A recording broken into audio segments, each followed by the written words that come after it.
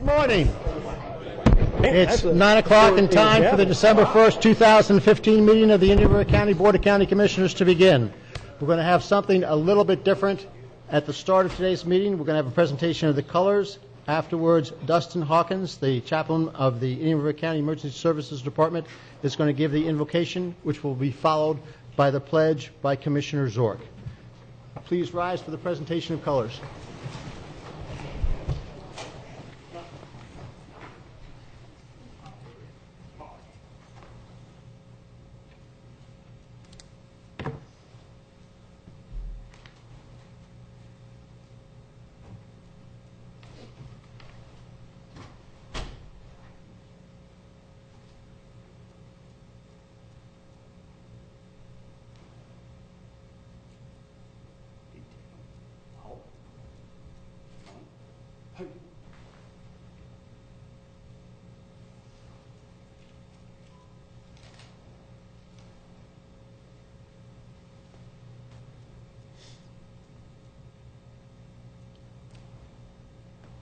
We're going to do invocational prayer. Commissioners, ladies and gentlemen, thank you for coming. Sorry I have to have my backs to you. Today we're gathered here for many matters at hand, many points on the agenda. We're also here to celebrate Captain Joseph Ehrman's 35 years of service to this community. Serving alongside of him is not only inspirational and guiding light, but it was an honor. His legacy will live within all of us by teaching us the value of integrity and the value of doing the right thing, even at times when it may be difficult. Choosing the right with personal sacrifice is always a positive way of living. And I'm forever thankful and honored that I have met this man, that I have shared friendship, and that he is my brother. Let us bow our heads and pray. Heavenly Father, we ask for your guiding strength, your guiding hand of love, for the commissioners today as they preside over many matters of hand for our community, for our community's safety, for our community's development. As we are distracted on a daily basis by the busyness of life, by the tasks that we distract ourselves with, we ask that you keep us forever focused on friends, on family, and on your love. And in your name that we pray, amen. Amen. Please face the flag. I pledge allegiance to the flag of the United States of America and to the republic for which it stands, one nation, under God, indivisible, with liberty and justice for all. I know. Which one? Same thing it is.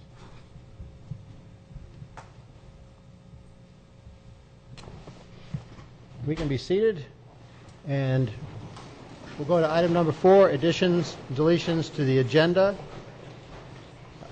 I believe that on 12G1 and 12G2, given the sense of things, I'm going to ask if we can just switch the order and move 12G1 ahead of 12G2. I mean 12G2 ahead of 12G1. Are there any other additions or deletions to the agenda? Mr. Chair, we have an addition, a request to add 9B, the mental health court. And the attorney's office requested to pull 8H, but that would be under consent. We can pull that at consent, I guess. Okay, on 9B, I talked to the sheriff yesterday and suggested that we need to get some more information for him about that, so I'm not going to approve that one for myself. Mr. Chairman, Takes is one. that's true. Just real quick, what was he requesting us to approve funding today, or requesting us to what was it? Discuss it. Just a discussion. If it's approving funds, I thought it was if it is, I'm with you. I don't feel right approving funds without it being advertised. But if it's just a discussion, we would allow that for a regular citizen. If he just we might wants to consider it for the discuss sheriff. it, that's fine. But Yeah. my understanding was that I still think the discussion would be better if we had the information and could look at it ahead of time. But I if agree. if it's just a discussion without a vote, if that's agreed by the current, fine, we can add then 9B. Right. Agree with you, sir. Okay. Anything else? Move to approve as agended I'll or second that. amended. I'm going to give the motion from Commissioner O'Brien, the second from Commissioner Flesher. All in favor? Aye. Moving on, we have a great event today, which is the reason that the great color guard is in front of us. It's a presentation of a proclamation and a retirement award honoring Joseph Ehrman on his retirement from the Indian River County Board of County Commissioners, Department of Emergency Services Fire Rescue, for his 35 years of service. Joseph, welcome, and please come on up to the podium. This is, when Commissioner Davis was chairman, he made a point of noting what a great honor it was to to give these type of proclamations, and I'm happy to say, as a basically new chairman, this is a great pleasure and honor for me, and so far the height of my chairmanship. May well stand to be the height of it after a year in the job, but I am honored today, Captain Ehrman, to read this proclamation honoring Joseph Ehrman on his retirement from Indian River County Board of County Commissioners, Department of Emergency Services, Fire Rescue. Whereas Joseph Ehrman retired from Indian River County, or will retire from Indian River County Fire Rescue effective December 3rd, 2015. And whereas Joseph Ehrman began his career on July 26, 1980, as a firefighter EMT with the South Indian River County Fire District. Determination and hard work led to his becoming an engineer in 1982, a licensed paramedic, and a lieutenant in 1984, reaching the rank of captain with Indian River County Fire Rescue in 2001, in which capacity he has worked diligently and with great merit until his retirement. Within the department, Captain Ehrman received multiple commendations, earned dozens of certifications, ranging from dive rescue specialist to aerial ops and maintenance, and participated in countless continuing education seminars where he was often the instructor. Within the community, he donated thousands of hours assisting with first responder-based seminars and career fairs, managed the Firefighters Fair, founded the Indian River County Fire Rescue Honor Guard, and held past positions of responsibility in the local 2201. Whereas Joseph Ehrman has served this county and the public with distinction and selflessness. During his 35 years of service, he has dedicated, and his work was greatly appreciated by his employer, citizens, and co-workers alike. And now, therefore, be it proclaimed by the Board of County Commissioners of Indian River County, Florida, that the Board applauds Joseph Ehrman's efforts on behalf of the county, and the Board wishes to express their deepest gratitude for the dedicated service he has given to Indian River County for the last 35 years. And be it further proclaimed that the Board of County Commissioners and staff extend heartfelt wishes for success in his future endeavors. Adopted this first day of December 2015 in the Board of County Commissioners of Indian River County, Florida.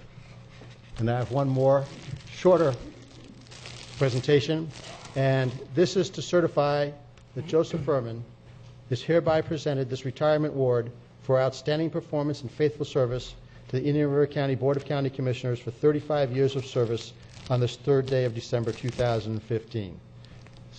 Joseph, I'll be happy to hear from whatever you have to say today. You take as long as you'd like, and then be happy to get a few words from Chief King. Well, first of all, thank you.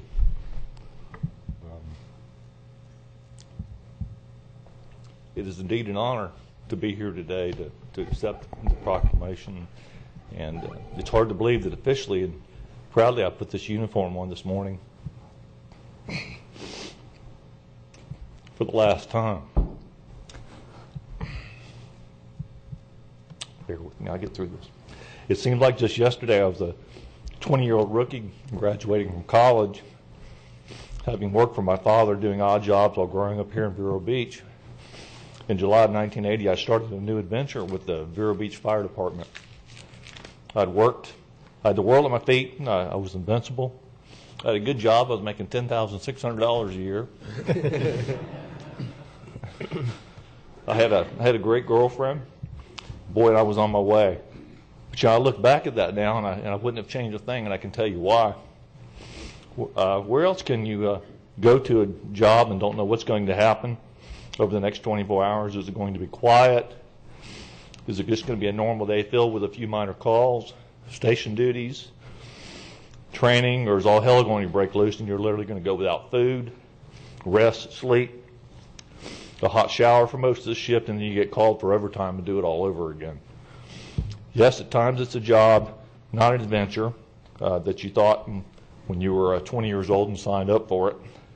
But at times it is very exciting, very dangerous, and extremely gratifying to know when you have done something really good for your fellow man.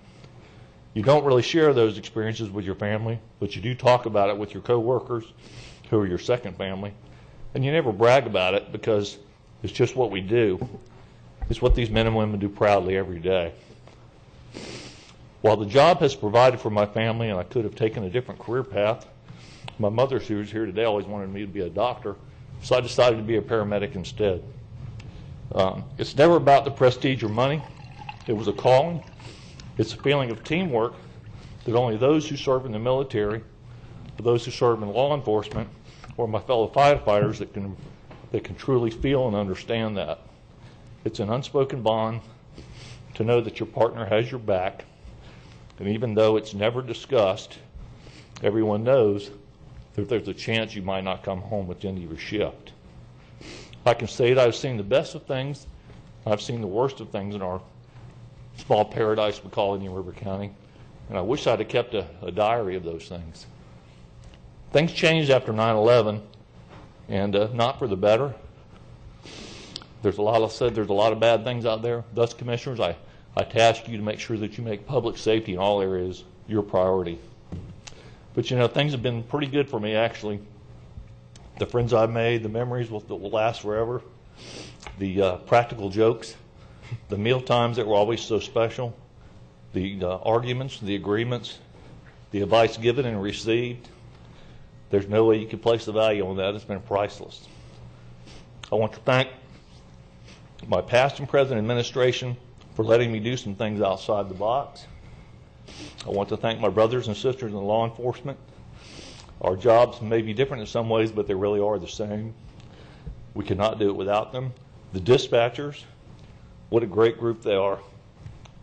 The reassured voice that you hardly ever see and know they have your back. I want to thank my Honor Guard brothers here. I'm very proud of them. I want to thank my family, my mom, my sons Ben and Sam who are here, and of course that girlfriend I had 35 years ago. She put up with me being on duty, working overtimes, holidays, birthdays, special details, doing those civic things like the Firefighters Fair, General Manager, the 4th of July fireworks, the Firefighters Association duties, and all those things. I will leave saying thank you for everything. I have no regrets. I have done my job. I believe I've done it well and helped make the department better than when I started. I've treated everyone fairly and with compassion and respect. But I do feel I'm leaving at a point where morale is lower than I would like to see it. Morale starts at the top, and commissioners and administration, you guys have the power to make it a positive. I task you and my fellow firefighters for you both to reach out and find a common goal and find a common ground that's beneficial to all, especially our citizens, because in the end, that's all that really matters. Thank you. It's been an honor and a privilege.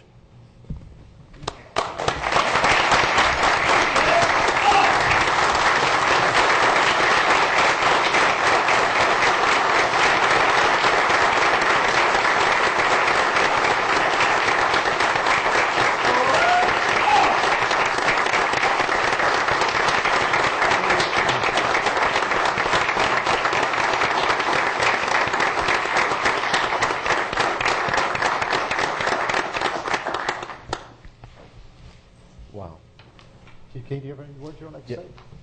Just like to say, Joe has been committed to this community for more than 35 years. He's been a cornerstone of A shift. He's been much of his career on that shift. He's been a mentor to many young men coming through the ranks, and he has showed this community a lot of community engagement, working with the fair, working with the Honor Guard, and he is certainly going to be missed by the department. And we thank him and his family for 35 years. Thank you. Thank you, Chief King. Commissioner Fletcher?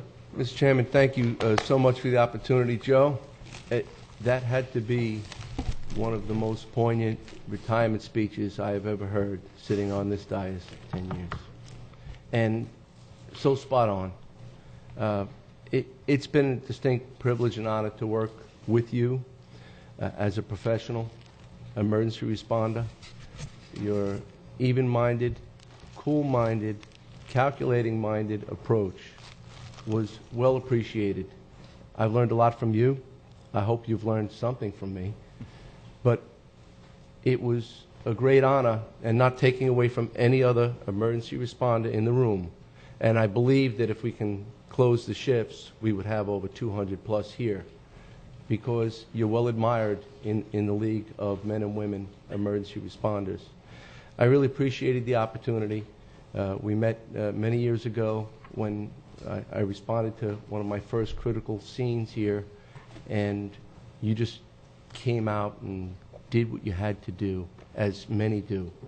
But you did so with a guiding passion, and I truly appreciated that. And I also appreciate the fact that you initiated this honor guard, something that was missing from the agency. And I know it took a lot of work, getting the uniforms, getting the permission, and getting the training done on your own time. We really appreciate everything that you have given back to the agency. Joe, I appreciate what you've done and hope you great success in your future endeavors. Thank you. Commissioner O'Brien? Yeah. Joe, I just want to say thank you for all things you've done. And coming in as a rookie commissioner 9 years ago, looking at the things you said and the things you do about treating people with respect and compassion and fairness, those things resonated with me and helped me try to do my job here following that high bar you set of how to treat people properly. And so I just want to thank you for that, for making me a better person, hopefully a better commissioner.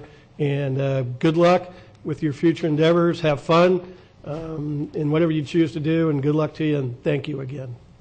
Commissioner Swart? Yes, I have two stories that, and I think you'll remember one, if not both of these. One, for those of you who don't know, Joe and I, we served for a time on the volunteer ambulance squad, and I was also a member of the volunteer fire department back when it was much different times. We both were reporting for duty on Wednesday at 6 o'clock at the ambulance station on 17th Avenue when the smell of smoke started to be noticed, and we realized that the apartment, the duplex next to the station on the north side, was on fire. So Joe ran and asked Barbara Franklin, who was the lieutenant on duty that day, and said, you know, can he change hats? And he changed from one uniform into the other one, and I think you were there standing out in front of the building waiting for engine one to get there. And so that was, you don't normally have the calls come to you like that. You know, at least it wasn't our station. That was a good thing.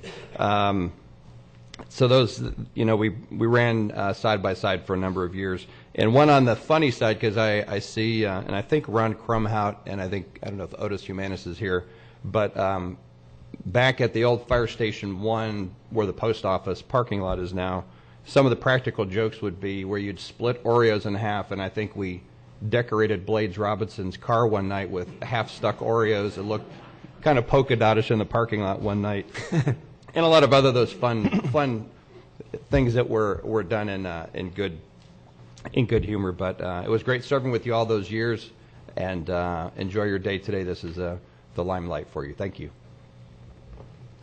Thank you, Mr. Chairman. You know, it's interesting how the common theme that you hear about this is friends and camaraderie. And Joe, it was a pleasure to be able to have the opportunity to serve with you for so long out there at the fair, and the difference that your service just in that light has made in the children of this community, mine included. But I think it also speaks volumes. You know, you always have family whenever you have one of these events for the most part. But when you look in the audience and you see the I'm going to say friends, and the brothers and sisters that he has out there, it goes back to exactly what Joe said in his speech and just about what every commissioner up here has to say. It's not just because the Ehrman family is a long-time family, which I certainly can appreciate that myself. But it is. It's the friends, the family, and the camaraderie that truly exemplifies the career of Joseph Ehrman. Thank you for your service. Thank you. Joseph, before I finish, I'd like to thank the Honor Guard for coming here today. I think it's perfectly appropriate to have them, and I think their presence here today is probably more meaningful than the plaques that we're going to give you. But on the behalf of the Board of County Commissioners of New York County, I'd like to thank you very much. Thank you very much.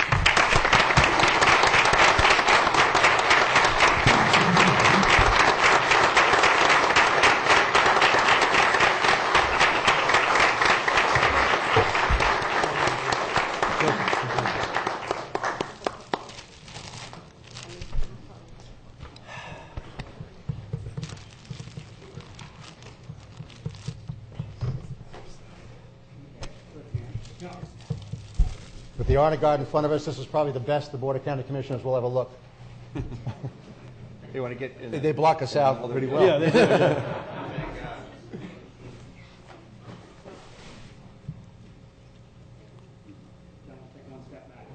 yeah. How come we don't listen like that? My wife tells me to step. Yeah, for a different reason.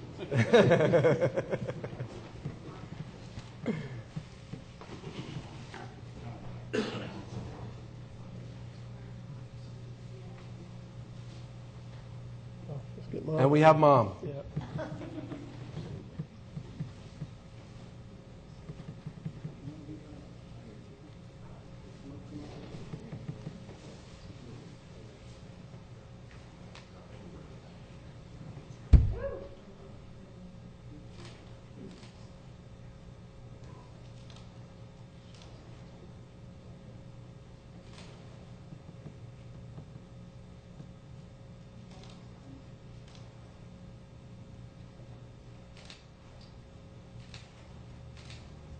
Got it? Very good. Good job, guys.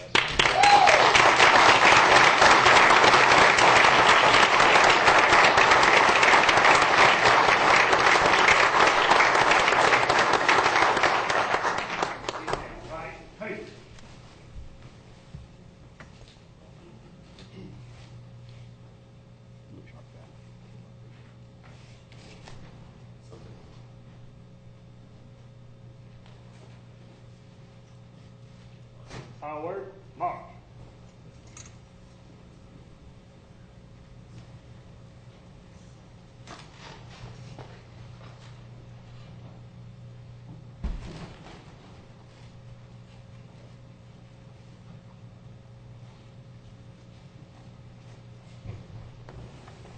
Okay. I'm just going to give a minute for the audience to clear. Oh, we're going to start next week's meeting. I mean, that was wonderful. It was.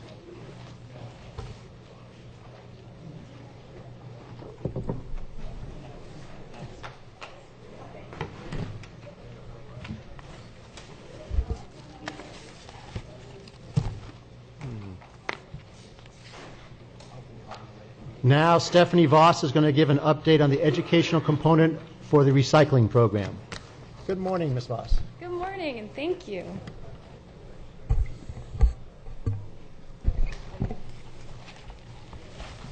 My first test is technology, apparently. All right, well, good morning, and thank you for having me here this morning. The last time I was here was back in September, so that was before the transition over to the new recycling and garbage program.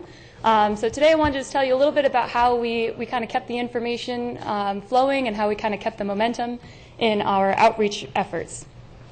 So before the new program started, before October 1st, we had a print advertisement campaign where we essentially put advertisements in all of as many local papers as we could. We followed that up again after the transition. The first week of October, we put a advertisement that was talking about recycling, what can and can't go into these carts, how to use these carts, and essentially where people could go to get information. So essentially, we're trying to keep that momentum flowing. We're trying to keep information out there. At the beginning of a program is really when people start looking for information. So we wanted to make sure that we had a strong presence. In a place like Indian River County and here in Florida, we have a lot of seasonal residents as well. So all last month, we actually made a small advertisement that just essentially said, your collection day may have changed, your provider may have changed, here's where you can go and get more information. So we had picked a couple of papers and we staggered this advertisement so that there were at least two of these in two separate papers all throughout this month and even coming out this week. So we still have some information out there. And the timing for this was really great because every year we do a holiday campaign where we try to encourage people to recycle. So this holiday campaign will be starting up this month, and we'll continue getting information out there and getting people used to seeing this blue cart everywhere. So that was our print advertising campaign.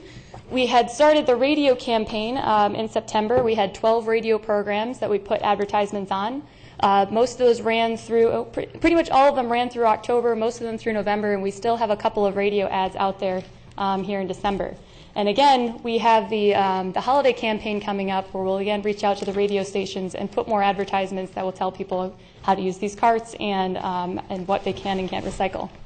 The other thing that was really exciting was one of the radio stations allowed us to create a jingle. So we now have a little song that talks about recycling. So with your permission, I would like to go ahead and play that. Indian River County, roll with us, recycle. Single stream recycling makes it easy for you. No need to sort or separate. Just think blue. Just toss it in and close the lid. Roll the blue card to the curb. Visit us at ircrecycles.com. Indian River County, roll with us, recycle. In Indian River County. Nice. So after hearing that a couple of times, I can promise you it does get stuck in your head. So I'll only make you listen to it once. So that's our radio campaign. We're continuing that, and we were able to start a video campaign for this recycling program, which was very exciting. We still have the small video that I showed you last time I was up here. We have that playing in the AMC and the Majestic theaters. We had the Hunger Games movie coming out, so we got a lot of views with that, and the new Star Wars movie will be coming out shortly, so we will get a lot of views for that as well. We also have this airing on Comcast, and that will be airing through March. So people are really seeing this blue cart not only on their driveways, but also in the media. We also have what I call our rolling advertisements. We have a county Prius that I drive around whenever I go to events. We got it wrapped. So now everywhere I go, people can see that roll with us, recycle. People have told me that they've seen me driving around the community, so I know people are seeing it. And we also put an advertisement on the Go Line buses, and I got a call at the landfill that somebody said, I saw this number on the side of the bus, so they are seeing that as well. So it's really good to see that people are becoming more aware of it. They're seeing our number out there. They're seeing our Roll With Us Recycle tagline, and hopefully it's helping people get on board. One of the things that I think is really important is having educational material and having handouts. Things seem much more legitimate if you give people a hard copy. So that graphic that's on the lid of the cart, we blew that up into a 16 by 10.5 inch poster, which I actually gave to you in those blue bags that you found on your seats. And that's for businesses, for apartment buildings and condos. They can put those up in their recycling rooms because a lot of times people may leave those lids up. So this way they can still have that graphic. People can still see what's recyclable. We can bring them to schools. So that's been really good and really helpful. We also have an 8.5 by 11 handout that we can give to single-family homes. It has that picture that we put out in the papers, and then on the backhand side, it has a number of frequently asked questions that I've heard a lot at the landfill. So that way I can give that to people out in the community. And our other piece of information is mostly for apartments and condo buildings. It, again, has that graphic on the front of it, on one side of it, so people can bring that into their homes. And on the back side of it, it has some tips and some ideas for how people can recycle in apartment complexes and condos. One of those things is we really don't want plastic bags going into these recycling carts, and I know that's been an easy way to bring recyclables for people in those apartments. So what we did is we have some of these blue bags, which again you had on your chair. And we're offering to bring samples and to bring people in apartments and condos those bags and asking them that maybe, hey, try putting your water bottles and your glass bottles and everything into that bag, dump it into the recycling cart, and then reuse that bag. So this whole idea of reusing these bags will hopefully keep some of those plastic bags out of the landfill or out of the recycling carts. We did buy a number of promotional items. We want people to bring that graphic into their homes. We want them to be able to bring information into their houses and put it on the refrigerator. So we have a dry erase board that has what you can recycle on it. You can write your grocery list on it, and you can look to see what you can recycle. There's a smaller magnet where you can write your recycling day on there. We want to encourage those habits of reusing items. So we have our reusable bag, and we have, again, a dry erase board, so you don't have to keep throwing pieces of paper away or putting them in the recycling. The other thing that we bought a couple of items that were made out of recycled contents, and this serves two purposes. One, people really like pens, and pens disappear, so that was one of the things people really love to see and they love to take. The other thing is that it gives people a tangible example of what happens when they recycle. So with the kids, I'll ask them to put a recycling bottle or a water bottle into the recycling cart, and then I'll give them a pen and said that water bottle turned into this pen. So it just gives them an example and sees what happens when they recycle. And also, we want to make recycling fun. We want to get the kids involved. Frisbees are an item that really draws kids to your tables, and apparently adults too, as their dogs really like Frisbees. I just found that out. And the older kids really like those bracelets. So we got a couple of those, and they turn blue in the sunlight. So when I explain that to them, the kids get really excited. So it really brings kids over to talk to me so that I can tell them about recycling and answer their questions for them. And all of those items that we have our website on them. So we really wanted to go to the website. We wanted to give it a new look. We wanted to make it more visually appealing. So Waste Management provided us with an informational video, which was really helpful. It shows how to use these carts. It shows the trucks in motion and picking up those carts. So we have that right on our homepage. We also have a tab that you can just click on the blue recycling cart. It'll tell you a little bit about the program at a glance. It has some of the frequently asked questions. You click on them and the answers will be right there. And also if you scroll down, then it'll have, again, that graphic. We really want people to be seeing that graphic and getting used to it. And it also lists out the things that can and can't be recycled in these carts. So just a really good source of information for residents that are curious about this program. And also the garbage program, we have seasonal residents coming in. So right at the top, we put the information about your hauler may have changed, your service day may have changed. Here's where you can find that information. And then it talks a little bit about the new garbage program. So that's what our website looks like. And I love going and talking to people in person. I think that's how you really win people over. I think that's how you really encourage them to get on board with a new program. So we opened up some landfill tours. We had fourth graders come, and we brought them around the landfill. We showed them how tall it was. They were just a really great group. They had a lot of questions, so that was one of the highlights so far, I think, of being here. I still go to a number of events. Some kids can't come to the landfill, so I will go to them. In that picture, I actually have a picture of the landfill, and I'll tell them how tall it is and played a game with them. So I love going out into the community and talking with people. And I know people have had some concerns about the shredded paper, so we would like to bring back the shredded paper event. We've had that in the past, so we'd like to combine a shredded paper and electronics event.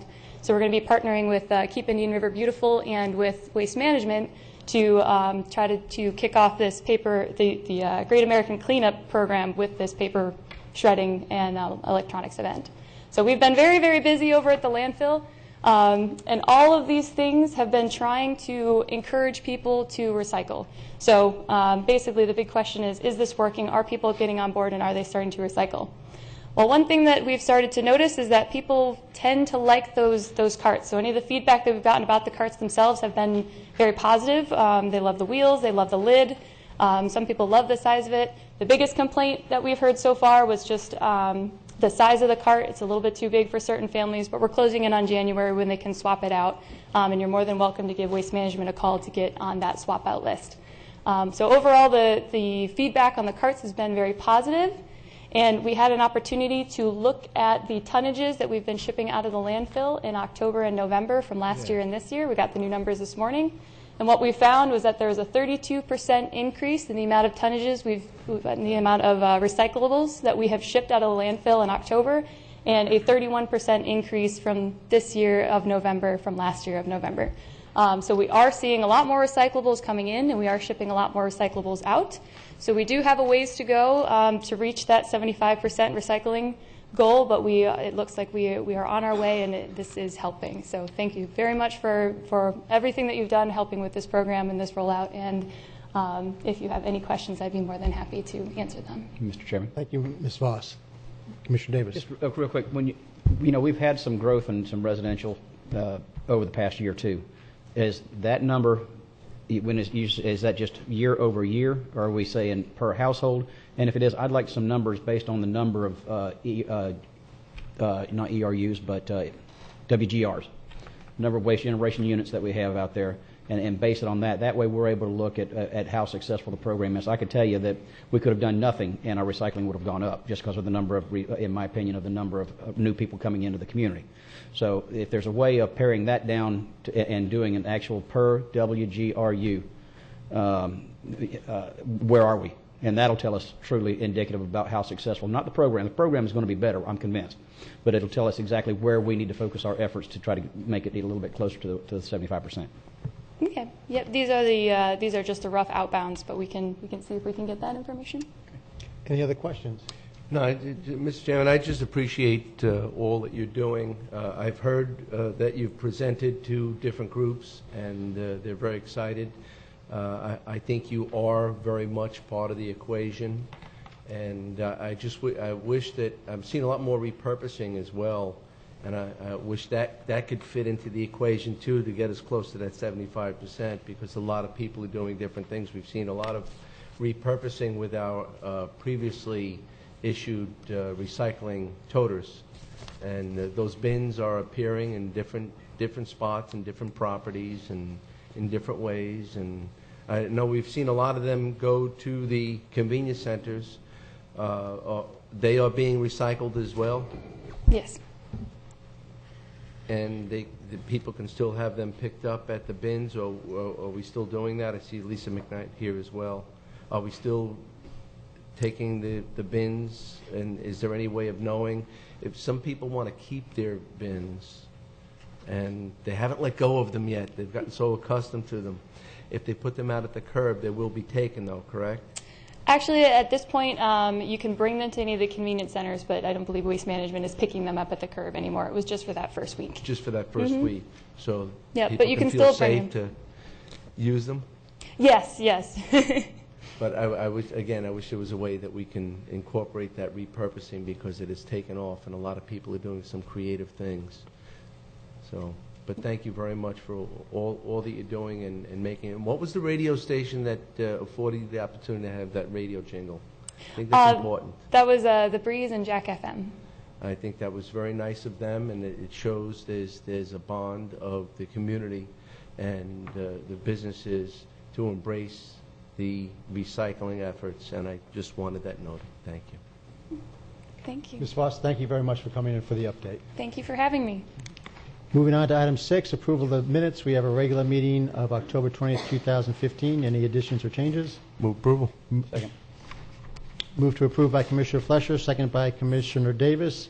Any discussion? All in favor? Aye. Any opposed? Passes 5-0. Regular meeting of November 3rd, 2015. So moved. Second. Motion from Commissioner Davis, second by Commissioner Zork. All in favor? Aye. Moving on to information items. Anybody want to pull any for discussion? No. We'll move on now to the consent agenda. And there, I'd like to pull items F, L, and M, and actually take them as one unit together, though we'll vote on the items separately. Okay. And the county attorney is asked to pull item 8H. Any others?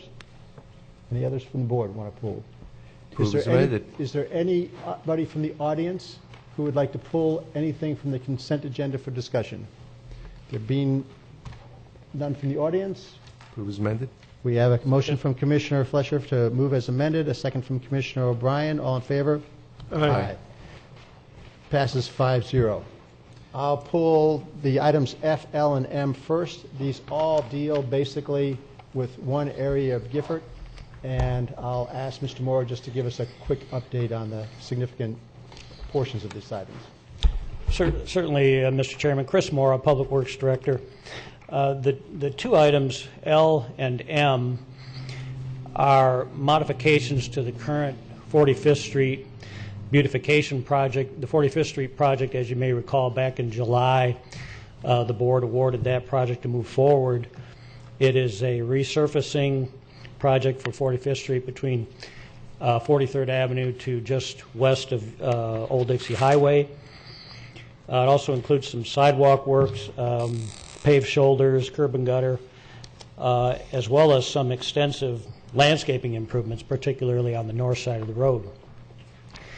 Along about September, we had a heavy rainfall event, and it washed out several stormwater pipes which run from the north side of 45th Street to the south side and empty into the sublateral canal. When those pipe ends were exposed, we ended up inspecting them all. 5 of them turned out to be bad. They were corroded or collapsed to the point where they needed to be replaced. Now, rather than wait for them to fail all the way, we decided to replace them now before the roadway resurfacing is done. So we've added those at a cost of $313,783.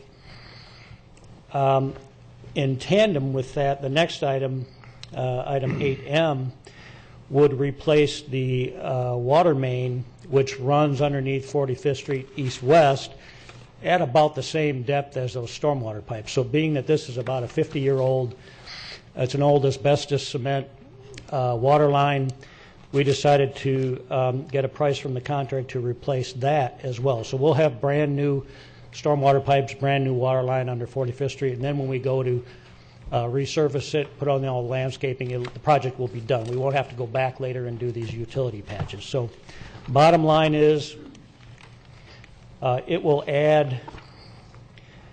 increase the cost of the project from the original $1.3 million to just under $1.9 million. And the budgeting and so forth accounts are included in items L and M. And we're recommending, staff recommends that the board go ahead and approve these items for addition. Okay, and I brought F up at the same time because it deals with the Martin Luther King Jr. Park, which is adjacent to the 45th Street. So it's part of that whole, for me, uplift in that area. And there's an item in the miscellaneous budget item amendment to add $160,000 to properly finish off the park. That's correct. That would be to add grading and fill as well as sod for the interior and just outside of the pathway that's been added. So that would fill out that park with sod and make it real nice. And for my own self, I think this is a great improvement to the community. I look forward to it being completed. Unfortunately, because of the culverts, it won't be ready for this Martin Luther King Day. But if you go out to the park now and to the 45th Street, you can see the work that's being done. And I'm hoping that everybody in the community is appreciative of it. I know that I think the park has seen great improvements over the last year or so. So I thank you for your work there. And I'll ask if the Mr. Chairman, Commissioner I'd just like to make motion to approve items F, L, and M. Okay. I'll second those. We have a motion for Commissioner Fleischer to approve F, L, and M in one motion, seconded by Commissioner Zork. Any questions? Yes, or just a real quick comment. I also want to compliment how nice the culverted ditch looks there by the new, was that a Family Dollar? Dollar General, whatever it is. Right, going in there. we finished that in tandem with the Family Dollar. That really looked like I envisioned it would, and I think that speaks volumes in the community as far as covering up some. And actually, we hope to extend that east as the parcel right next to them develops. We can maybe partner with them and do a similar cost sharing. I like that vision. Thank you. We have the motion from Commissioner Fleischer, seconded by Commissioner Zork. All in favor?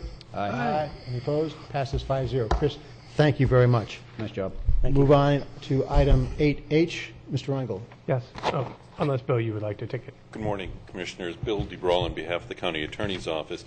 Back in August 2014, the county purchased the property at 5940 26th Street. We extracted the right-of-way and went ahead and listed that property for sale by sealed bid. The first purchaser for that property backed out of the deal. We've got a subsequent purchaser that has offered to purchase the property for $45,000. Staff is recommending that sale and purchase. Just yesterday we were contacted by Mr. Guzman, the purchaser of the property. He desires to go ahead and transfer that into his LLC for closing purposes. We've discussed the matter with his attorney, Sandra Rennick. We have no objection to it. So aside from recommending the purchase and sale of the property at 5940 26th Street for the $45,000 price, we also would ask that the board approve the assignment of agreement to purchase and sell that's attached and added to your agenda today. Thank you very much, Mr. Breaux. Any questions? Chair will Move entertain a motion. approval of staff recommendation to complete the sale and approve the assignment. There was a motion from Commissioner O'Brien, seconded by Commissioner Fleischer. All in favor? Aye. Aye. Any opposed? Passes 5-0. Thank you very much. Quick comment on it. Yes. Bill, in the future, Dylan, there's not any reason why we should not be able to make those contracts assigned and just make it so that the actual buyer does not get out of any responsibility of the contract. It's a typical line in the FAR-BAR contract we could probably add in there. And the assignability of those to LLCs are very common, and we ought to go ahead and accommodate that in any other contracts we put forward. It is, and we can go ahead and do that. We also would just like to make sure that anybody that is getting the assignment of the contract or receiving the contract, we have the opportunity to make sure that they're up to date as far as all their corporate filings, any other properties that they own, that their taxes are up to date, so that where the contract is being assigned to a reputable firm like Mr. Guzman's. But yes, we can do that. Can we really reject it, a contract based on the fact that somebody might not have a taxes paid on a piece of property? As far as assignment? Just in general, but as far as not closing. I don't think that would be smart, but I mean, let's take our bid and move on. Probably not, as long as they proceed to closing. That's what I was thinking. We'd be able to do that. Okay. But as far as assignment purposes, we might want to not do that. One other question on that, Mr. Chairman. Following up on Commissioner Davis's comment, transferring it to an LLC as long as the original buyer is a participating partner in the LLC. I wouldn't want to see it go to a third party and this guy get, he's flipped it to somebody else. Let's not over-examine this. I mean, if the guy makes $10,000, God bless America. Let's move on. We got our money. And yes, I mean, let's not make profit a bad word while we're sitting up here. Mr. Guzman is the sole managing member of his LLC. Any other questions? So we have the motion and second. All in favor? I believe we already went through that and passed it. We did. So we'll Thank move you, on to item 9, constitutional officers, Indian River County Supervisor for Elections, Leslie Swan. Good morning, Leslie. How are you? Fine, how are you today? I'm just here this morning to ask if we can have the funds rolled back from the city elections for the city of Sebastian and the city of Vero Beach. We don't include the costs to conduct those elections in our annual fiscal year budget. So we have been reimbursed from the city, and now we're asking for it to be rolled into our budget. So moved. Second. Motion from Commissioner Davis, second from Commissioner O'Brien. Any other discussion? All in favor? Aye. Aye. Passes 5-0. Thank you very much. Thank you very much, Supervisor Swan. Commissioners. Thank you for a good election. Not the best one we've ever had. Next up is the sheriff, who is not. He was here. He was here. Yeah. So Okay. okay, we're going to let Chief King see if he's out in the hall.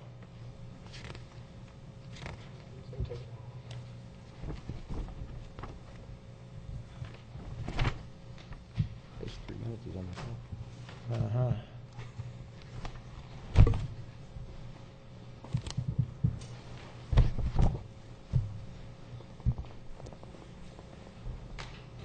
Good morning, Sheriff.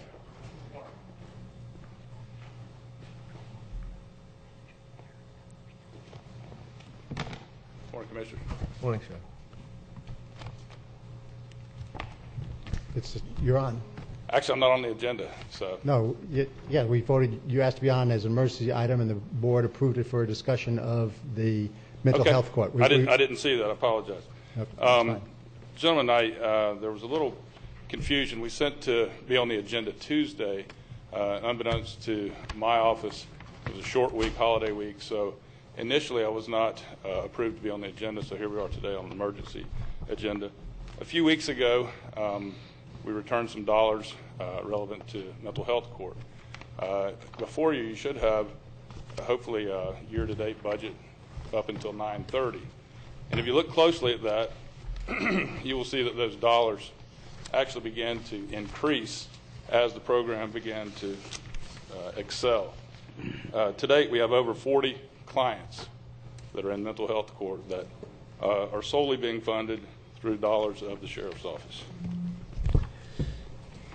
And today, actually I plan on doing it next Tuesday, we're asking for the balance of those dollars that we turned back to come back into our fund to fund that, providing you the information that you need, and this time next year, if there's any dollars left over, we will return them. Okay, what the board decides that we'd like to have any discussion of it today, we'll actually let you come back next week if you can, and with the budgeted item. And if it's possible, next week it'd be good to actually see the budget for next year as opposed to the expenses for the previous year. Yes, sir. And there's also talk when you and Judge Cox brought this program for us to give some demonstration of the measurable outcomes from 2015, and that discussion of those would also be appreciated. Okay. Well, first, measurable outcomes, obviously, when you go from 6 on January 27th to over 40 at our last mental health court. Obviously, we can measure those. We'll be happy to provide those to you, absent the names. Additionally, it's very difficult to give you a forecasted budget not knowing the amount of clients that are going to come into the program, not knowing hospitalization as well as incarceration costs, not knowing prescription costs, not knowing housing costs. In other words, if this time in 3 months we have 60 clients in the program, there goes your budget even more. Sure. Yes, sir. If I could ask, Mr. Chairman. So with this mental health court, we're paying for housing? To some extent, yes, sir. Well, two things to that, Sheriff. One is there should be savings, at least when it was first brought to us, there would be savings together with this. But my understanding is you're asking for a specific amount.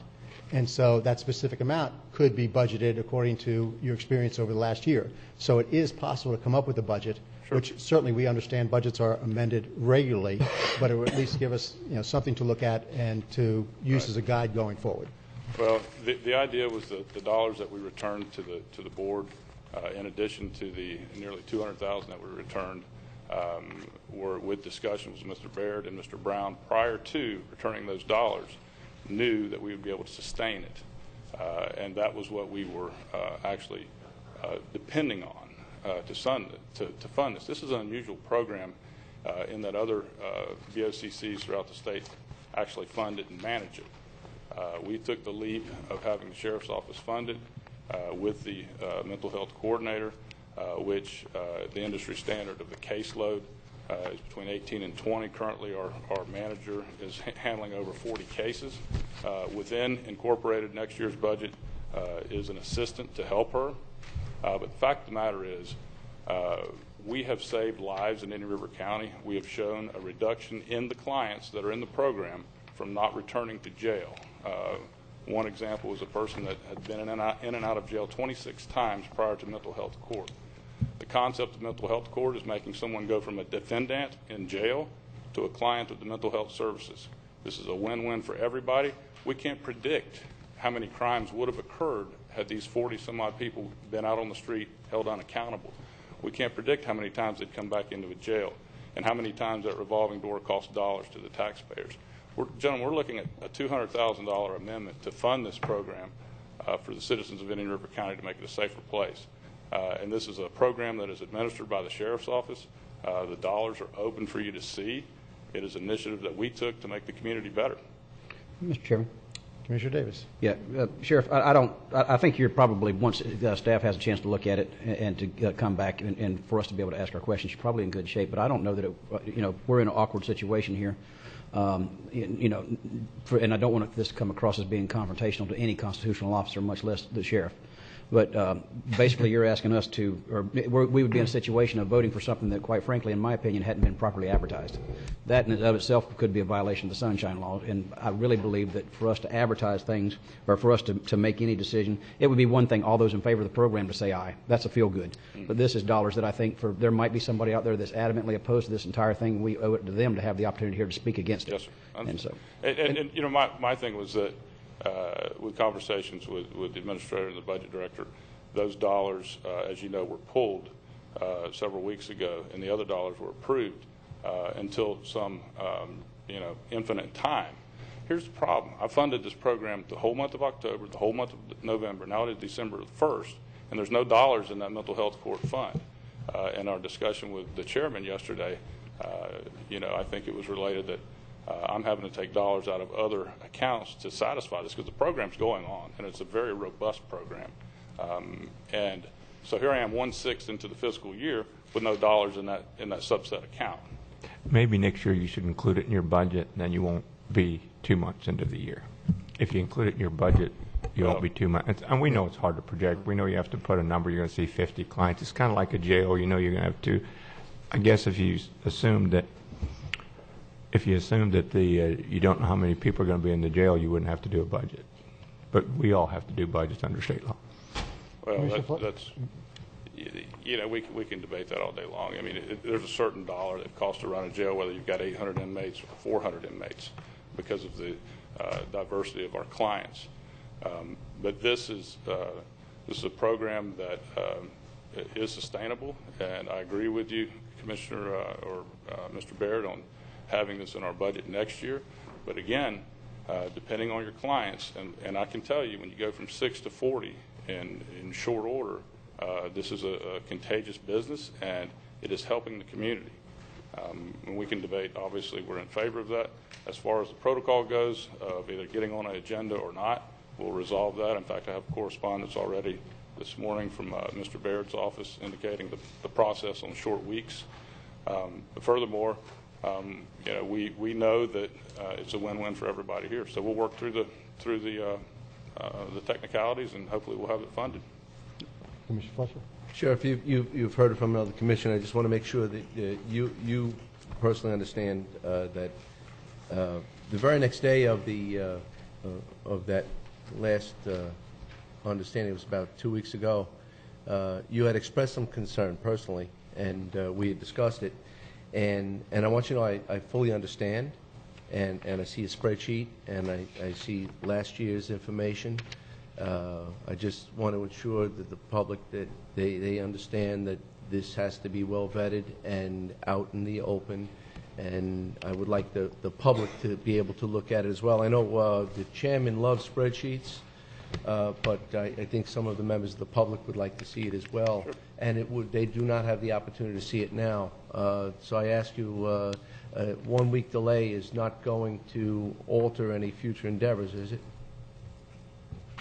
We just have to take the money from somewhere else. Fortunately, we're at the beginning of the, relatively speaking, 1/6 into the fiscal.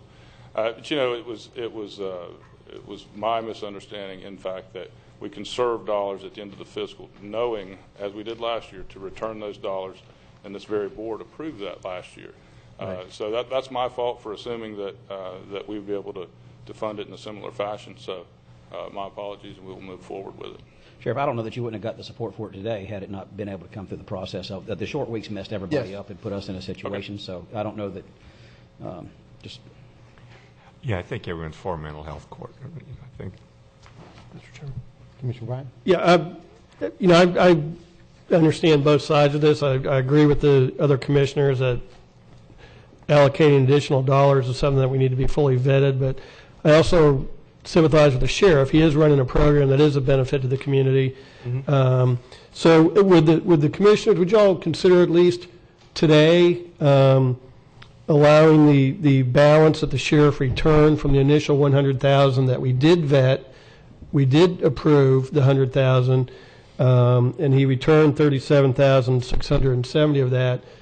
If we were to go ahead and vote today to roll that back into the program, and then have the sheriff come back with a formal proposal for any additional funding that we have not already voted and approved. No, I believe we ought to just have one item come before us with the proper background documentation in front of us, so we and the public, as Commissioner Davis pointed out, can look at it at one time. I would feel more comfortable with that. I understand what you're saying. And I'm Sheriff, again, I'm feeling in an awkward situation here with you, but I just think that, listen, if it was a special pet project of mine, I'd have no problem doing it. But, Okay. All right. Thank you, Sheriff. No worries. What a question, Mr. Chairman.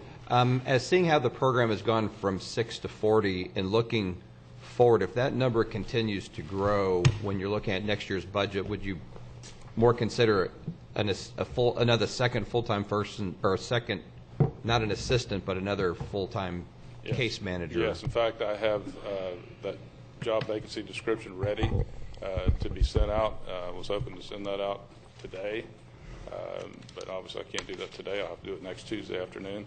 Fact is, when you factor that FTE, the full-time employee, to assist, right there, with benefits between $35,000 and $55,000 just to help.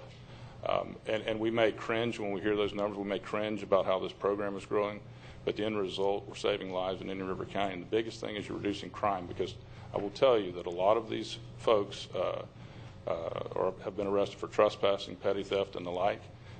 And absent this program, they would be on the streets continuing to do that and continuing to draw down our quality of life. Thank you. Any other questions? Thank you, Sheriff. Thank you. Thank you. Moving on to public items, we have a public hearing for a county-initiated request to amend the 5-year capital improvements program with the supporting data and analysis of the capital improvements element of the comprehensive plan for the period 2015 through 2019. Stan, it's all yours.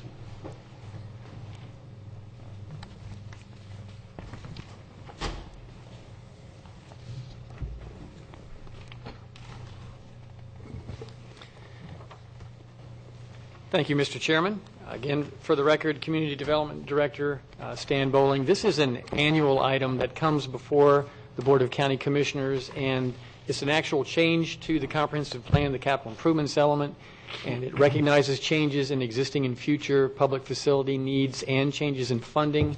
We need to do it every year to comply with state law and our own comprehensive plan, and it includes, and really sort of the heart of this amendment is the capital improvement program for the next 5 years, the fiscal year period 2015, 2016 to 2019, 2020. Now, this adoption process for this type of amendment is different from standard comprehensive plan amendments. It requires only one public hearing. The hearing before you all this morning, there's no Planning and Zoning Commission review, and there's no state agency review. This has been an effort by several county departments involved over the last several months. Just especially wanted to recognize the work of Public Works, the MPO, Utility Services, Emergency Services, Parks and Recreation, and the Sheriff's Office. It's managed by planning staff. Our own Bill Shute, Economic Development Planner, puts a lot of work into this, and he is our spreadsheet guy. He's very good at that, and so we appreciate that. And, of course, it's directed by the Budget Department, Jason and Ruth and Kristen and the crew there, because ultimately it's about budgeting and numbers. Some of the changes to reflected in the amendment, updated existing revenue information and updated revenue projections, an updated 5-year capital improvements program, and revised tables, figures, and corresponding text within the element itself.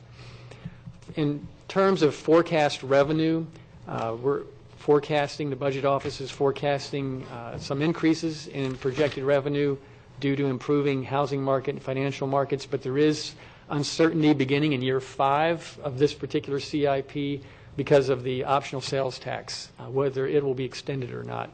And there are, of course, with this element, programmed revenue sources are funded all 5 years of the CIP. And what we've done this year, like other years, we're directing limited resources toward priority projects to make sure we meet concurrency and level of service standards. We've amended some projected time frames, extended some, and we've modified some project costs. This 5-year CIP compared to the current one, there's about a $25 million increase. Again, that mostly relates to some of the projected revenue increases. This particular table is on page 5 of staff's report, page 130 of your packet.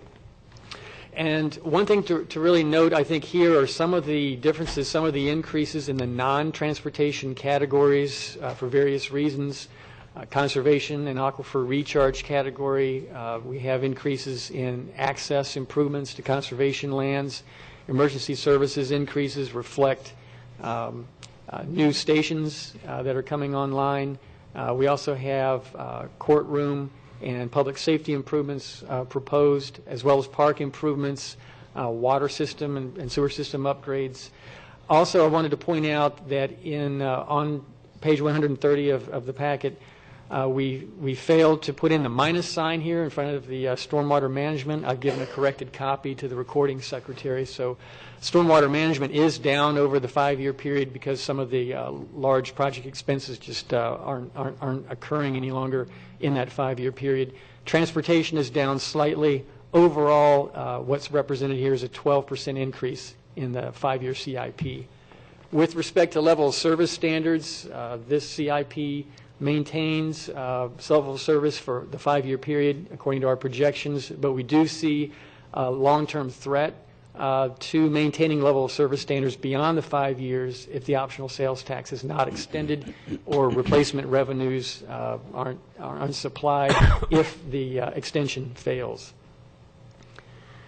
With respect to this particular CIP, like others before it, the total number, $227 million, 58% of it is occupied by transportation expenses. That continues to be the lion's share of expenses over the years.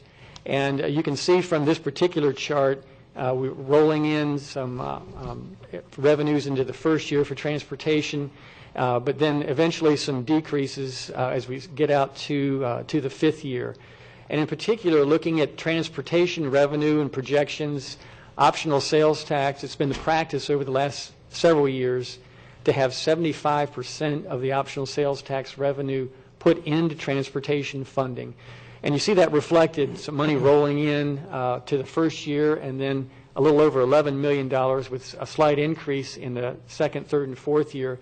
The fifth year, in what is proposed here, we look at the sales tax in terms of it being known only the first quarter of 2019-2020, with only $3 million going into it. So we're looking at this CIP not depending upon the optional sales tax extension, but you can begin to really see the impact of that going from approximately $12 million in the fourth year to $3 million in the fifth year.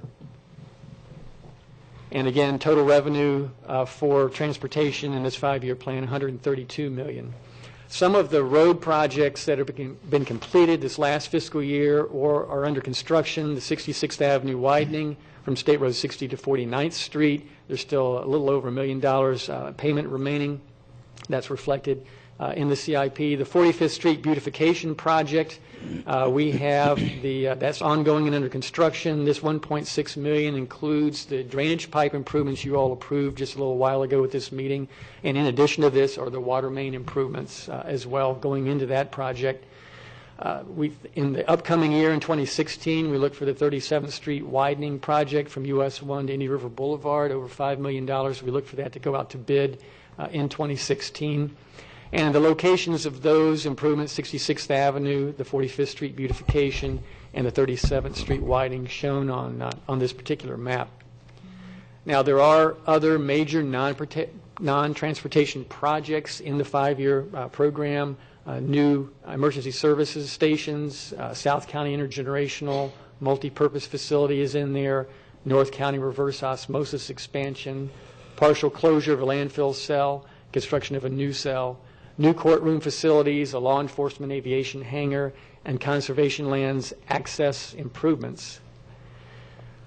Also, we wanted to show you with this particular slide in the 5-year plan the major projects that are funded by optional sales tax. That totals over $71 million from that revenue source. A lot of it's transportation, but there are significant non-transportation projects as well. For instance, you'll see in that table 66th Avenue widening going north toward County Road 510, funded from optional sales tax.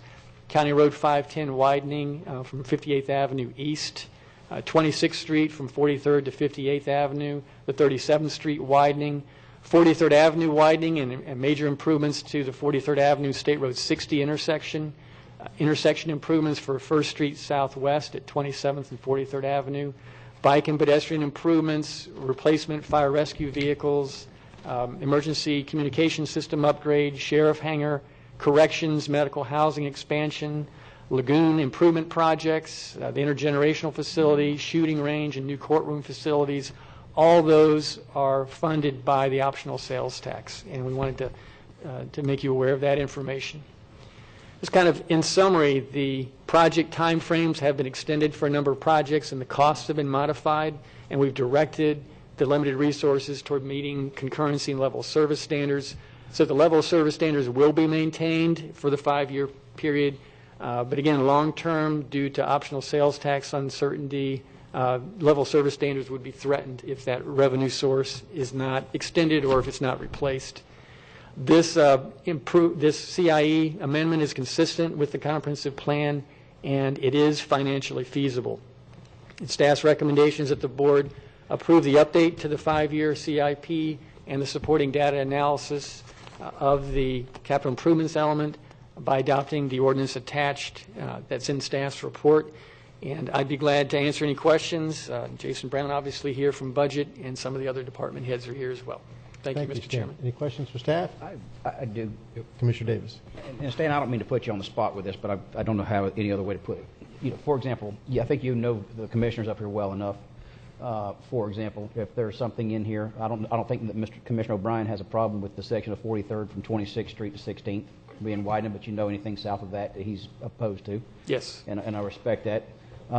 And I guess really, you knowing me as best you possibly can, is there any surprises in this 128-page document that's going to come back and somebody's going to say, what is this? No, I don't think so. I will say that in terms of 43rd Avenue between Oslo Road and say 12th, 16th Street, we do have some funds in there for right-of-way acquisitions because opportunities come up with willing sellers. And regardless of what the final design is for that, and there's been no agreement on a final design for that particular project, even if we do turn lane improvements and signal improvements, we will need stormwater areas, even for those, if we don't expand it. So, you know, at this point in time, that is what's in there for 43rd Avenue. I can't think of anything that, as you characterize, would be a surprise in terms of this budget. I don't know if anybody else has a It's basically what infrastructure needs for the counties. I'd like to point out, when we talk about transportation, it's not rolling stock, it's road projects and bridges. Yeah. So when we talk about the word transportation, it's actually infrastructure for the public.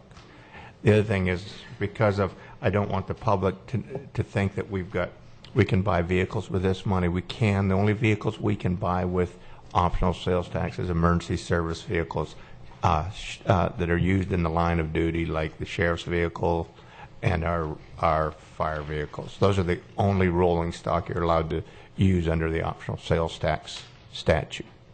And just the reason why I say that, under the waste management franchise, the roll-off containers, the $100 a month maintenance, kind of caught me off guard. I was so focused on everything else residential, and I just wanted to, I didn't see anything in there, but I just wanted to hear it from you as best I possibly could. Thank you. Commissioner Zork. Yes, Stan, could you bring your slide presentation back up? Go to the spreadsheet that had the years, keep going back, that one. Under the 18-19 budget year, developer-funded construction, $5.5 million. Which segment is that? Is that Waterway Village? I think that's part of it for the 58th Avenue. Correct. Okay. Any other questions, Commissioner? No. Commissioner Fletcher? No. Commissioner O'Brien? Yeah, two things, Stan. One is, and Commissioner Davis, I appreciate you pointing out 43rd Avenue. I did have it highlighted in my book, so, but I do appreciate. We all have those little sesame seeds under our dentures, Commissioner, and that's one. So I do appreciate you keeping an eye out for the good folks in District 4. Just want to point out, as we've kind of directed under bicycle and pedestrian safety improvements, we are allocating $500,000 a year, so I think that's an important commitment we're making from that regard.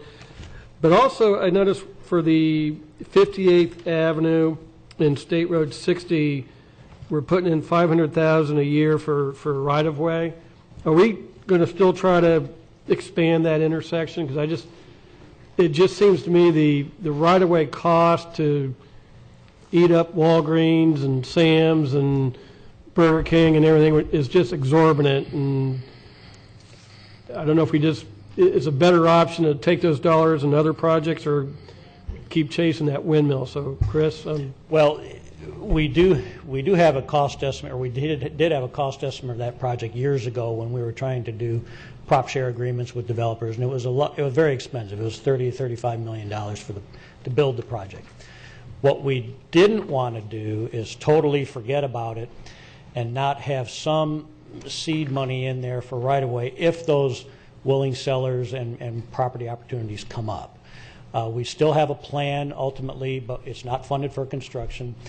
But we don't want to lose out on any property opportunities that come up. So even though that money is in there, doesn't mean we're going to spend it. If the opportunities don't come up, then we could transfer it to other projects.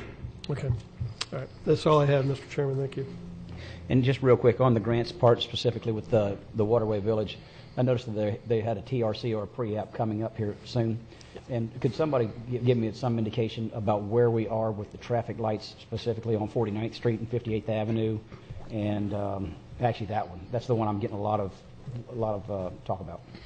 Yes, they do have a condition to widen 58th between 49th Street and 53rd Street. That right-of-way has been dedicated, and they have the condition to do that once they reach so many units. As part of that project, they would have to signalize 49th Street, which is not signalized today. I think there's a flashing beacon there today. And then the light is already at 53rd. But they would have to finish out that half-mile segment, including of 58th, including the light, the signal at 49th Street. I remember that. But my question is how close with the new, are they there yet? We just did some traffic counts in March. Are they coming back saying they're there? Are the traffic counts irrelevant, and it's more to do with rooftops? Yeah, the traffic counts don't justify a signal yet. If we were to put, let's say the traffic counts did justify it, but Waterway hadn't reached the number of units to put it in yet, we would probably be forced to put in a interim signal, a span wire signal, just to get us to the point in time where they would develop it, 4-lane it, and put in the permanent mast arm signal. But we're not there yet, either under their number of rooftops or our traffic counts yet to justify this. Okay, and if somebody could just let me know how far away we are on that. Okay, we can. Yeah, we'll pull out those counts. From the traffic counts to the rooftops to what the trigger mechanism is for them to put that those improvements in the system. Thank you. Any other questions for staff? This is a public hearing, so I'll now open the hearing to the public. Anybody from the public wish to speak? Good morning, Mr. Johnson. Name and address for the record, please. Bob Johnson, Corwin Subdivision. The way that document read initially is that it would pay for optional sales tax plus some other kind of funding. It's my understanding that there'll be no optional gas tax used for funding. Yes, funding. we do use optional gas tax in this. It's included in these numbers. So the optional gas tax is used for capital projects, roads specifically. The one that's in existence now. We're not asking to do the additional 6. We've only got the first 6 cents. We are not. The board has not requested staff to look at the additional 6 cents. The biggest transportation costs yet in the 43rd widening on the comprehensive 2040 plan.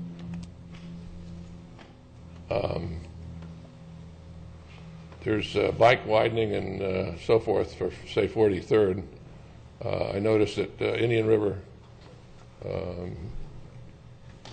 is being widened to 6-lane, Indian River Boulevard in the 2030 plan. Is that part of this plan too, the widening of to 6 lanes of Indian River Boulevard? We have no funds in this plan for widening Indian River Boulevard.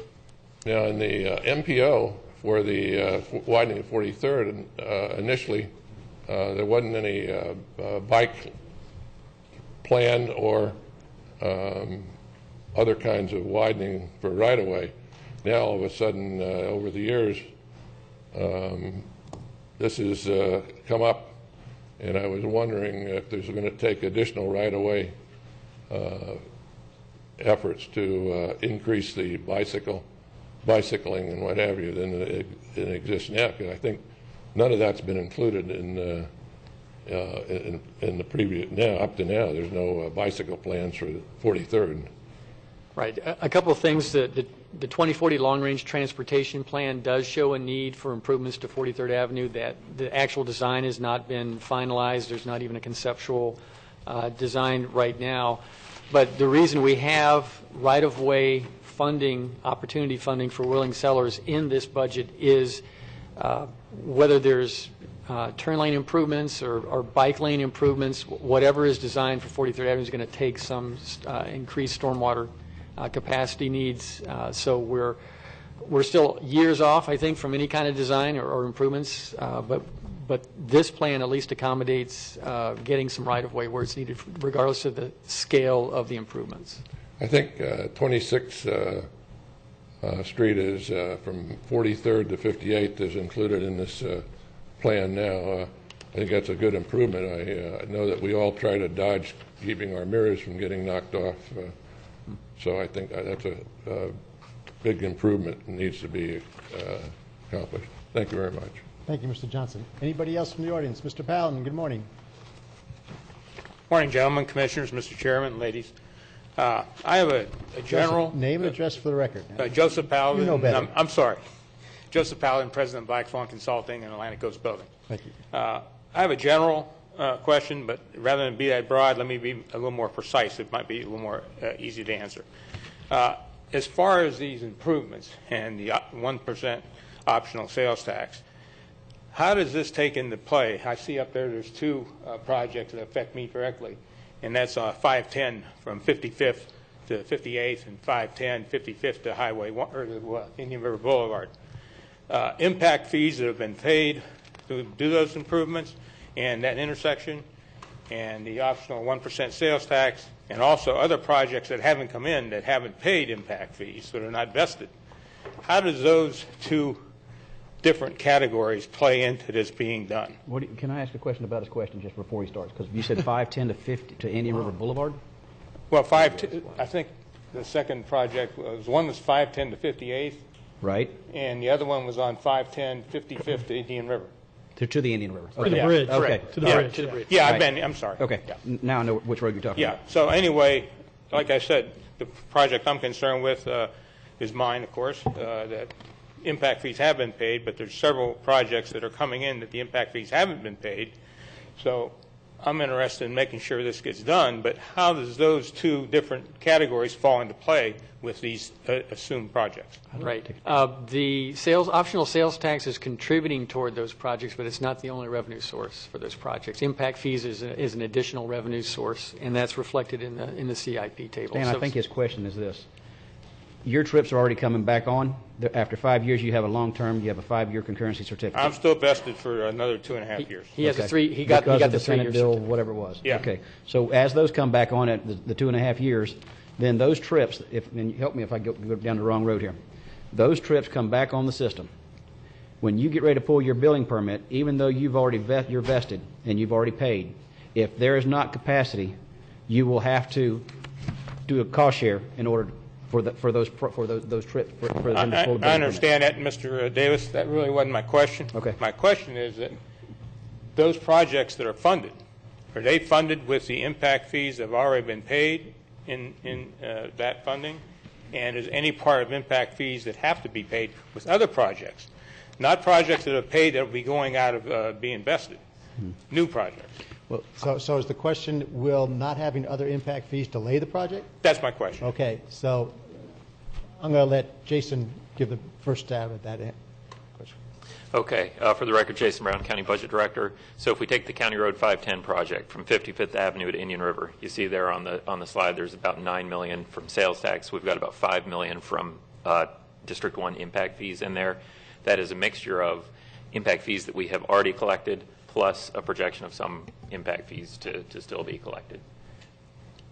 So I'm going to answer it a different way. My guess is the staff is going to use as many impact fees as they possibly can legally without getting in trouble with Charlie Wilson, and then fill the gap with optional sales tax. We always expend the impact fees first because of the expiration on those. We need to make sure that we get them spent, so we spend the impact fees as they're available, and then we supplement that with the sales tax or the gas tax as needed. And also the limitations of spending impact fees for traffic. Right. There's some projects we could spend sales tax or gas tax on that aren't capacity increasing. We couldn't use impact fees on those. So on a project like that, we're definitely using the impact fees. That's the closest to answering my question as anybody's come, Commissioner Solari. But the fact is, if we don't collect any more impact fees on new projects, are we still in line to get these improvements done as we stand today with the impact fees that we've paid, which, like you said, has been over $5-6 million, and plus the optional sales tax that's already in place? Is those projects still solid and going forward without any new projects coming online? What I guess the best answer to that, let's say that the economy went sour and impact fees weren't meeting our projections, then the board can make decisions as to whether they want to use fund balances, if they want to borrow money to do those roads. That's why it's addressed on an annual basis. one of our major concerns, obviously, is if the sales tax doesn't pass, our capital improvement element will change considerably, or we will have to borrow considerable amounts of money. But I got a question. No, let me answer it for myself. Mr. Fallon, I mean, my answer to the question is, this project is slated to move forward. I believe we ought to move forward with this project as fast as we reasonably can at a steady pace. So I myself would be probably happy to use optional sales tax to fill any gap that came. Your best thing to do is to just see if that's a similar priority to other commissioners and move forward that way. I mean, I'll always give my own caveat that if the economy collapses, things change. But we've got these roads on the books. We've done a great job, I believe, of catch up with roads during the downturn. I'd like to see us stay ahead of the curve. Well, you not only got these roads on the books, and I agree with you, Commissioner Solari, 100%, but you also have impact fees that have been paid for these projects to go forward already in your bank account. So I really don't want to lose I'm not worried about my project not going forward because I'm sure I can negotiate that going forward. I'm interested in the improvements going forward that will enhance my project. I got a question on that then. Okay. Go ahead. Is this project of 55th Avenue all the way to the Indian River, is that currently in our 3-year capital improvements element? Therefore, he can start to count that concurrency because it's fully funded, or not? Yes. Yep. The project is fully funded in the first 3 years of the plan. That really is I would think the biggest concern that you should have is whether or not it was fully funded and whether it's in the 3rd year and you can start to count the concurrency. Thank you. I have Go ahead. one question, Stan. When Rick Melcory paid the WCI impact fees for the project at 510 and US 1, out of the $9.8 million, what was the traffic portion of their payment? I can tell you that. I don't have that number.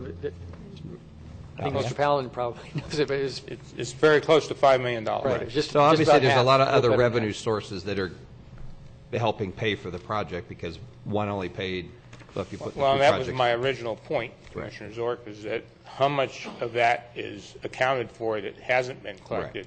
And I didn't want that to affect the project that I've already paid my impact fees on. And Commissioner Solari has made that pretty clear on the record here that I really don't have a major concern. Well, so when Melcory paid them for WCI, they are vested to the project that now you have rights to use those payments that were made. Well, let me make clear. I'm vested at this point. The project is still vested Well, at the this project's point. vested because the vesting stays with the property, not Well, with the not person. go ahead, Stan. You want to explain that? For the term of the concurrency certificate, they're vested for concurrency, and they had a 5-year certificate that expired. They got a 3-year certificate because the fees, the impact fee credit goes with the land. They updated the traffic report, and he's good for another 2.5 years. Correct. Or the project For the is. concurrent, yes. Right. Correct. Okay. Keep All right. it mode. Thank you. Thank you, Mr. Fallon. Anybody else from the public wish to comment? Good morning, Mr. Reeve. Name and address for the record, please. My name is Bill Rigby. I reside at 8465 59th Avenue. Stan, can you go back to the slide where you had the difference of like the interest, the grants? Can you wait there for me, please? Yeah, right there. Thank you, sir. Can someone please tell me with the interest and the grant, where's the interest money coming from? The interest earns on the funds on hand. They include sales tax, gas tax, impact fees, other traffic impact fees, other types of impact fees. That's just the interest that's earned on the money that we have. We use that interest towards funding the projects. And then grants, those are various grants that we have received for projects. In the first 3 years, they have to be grants that we have in hand. Years 4 and 5, they can be some grants that we're applying for. But the first 3 years are grants that we have in hand in various different projects. And Jason, you might give specific examples from who the money comes from, or from which organization the money comes from. For example, from DOT, we have some grants for road projects. We have, I think, some funding there, some grant projects for some conservation improvements, such as Archie Smith. It spans all different types of improvements and different grant agencies. Thank you. That's me. Before I sit down, one other question. Can you go back to the previous slide you just was at for one moment, please? That's the one. Okay. Where you have CR 510 widening and 55th Avenue to Indian River Boulevard. Okay, you're saying that that money there's already allocated, am I right? That has already been funded to do that project, right? That's correct. Okay, now In 3 years. in 3 years. In 3 Okay, I understand. Okay, now from County Road 510 widening to 55th Avenue to 58th, that's further back west, am I right? Okay, where did that money?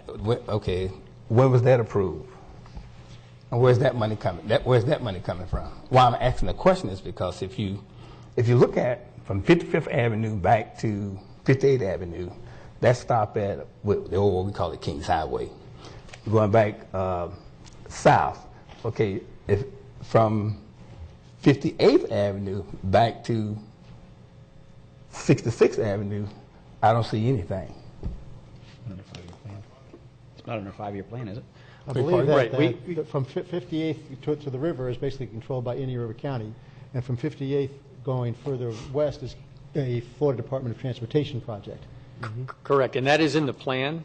County Road 510 from 512 to 58th Avenue, 4 lanes. And the reason it's not on this chart is because we're not using optional sales tax. That is DOT. That's a DOT project. Where in the plan? Yeah. Stan? I'm sorry? What year in the plan? There's design in 1718, and there's right-of-way in 1920. Well, why I'm asking the question is that because I remember very vividly back about maybe 8-9 years ago, and they were saying that they was going to come in and widen in 510 at that time, and they, at least I'm a victim of some of the property that we sold for the widening of the road from 66, or let's say from 512 back to 58th Avenue. And now all of a sudden here we're in 2015, going to be 2016, and you're saying that it's not a county road now, it's going to go back to DOT, am I right? DOT is not going to fund that project, am I right or wrong? Yes. DOT is going to fund the project west of 58. Yeah, and the reason for that at the time, if you remember, that whole area was slated for a lot of development. You had WCI coming online, you had Liberty Park coming online. You had even that little commercial piece on the northeast corner of 510 and 66th Avenue coming online. And anything, all those annexations south of Sebastian. Of course, as I don't need to tell you, 8 years ago was a different economy. And Blue Water Bay, yep, and which all the way out there on 510 in the curve. And so what happened was that we were looking at that thinking the state's moving way too slow. And so we went ahead and we took that whole project away from them and asked them for it.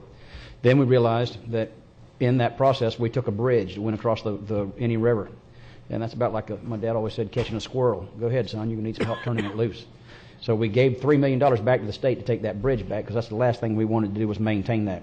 Now as a commission, what we've realized is we've seen the economic opportunities and prosperity that's coming with an intersection improvement like 53rd Avenue and State Roads and 53rd Street and US 1, where the Publix is, et cetera. And we believe that something similar like that will be able to enhance the 510 corridor, and that's why we went ahead and kept that under our purview to be able to move that forward in the future. Everything else, though, we've given that back to the state just because so many of those projects are still sitting there idle. I'm going to say this, then I'm going to take my seat. What I'm worried about is like right now that we have a traffic problem on 510 in the mornings. And I talked with the guy from DOT, and they're saying that the project is now maybe another 10 to 12 years away, or maybe sooner.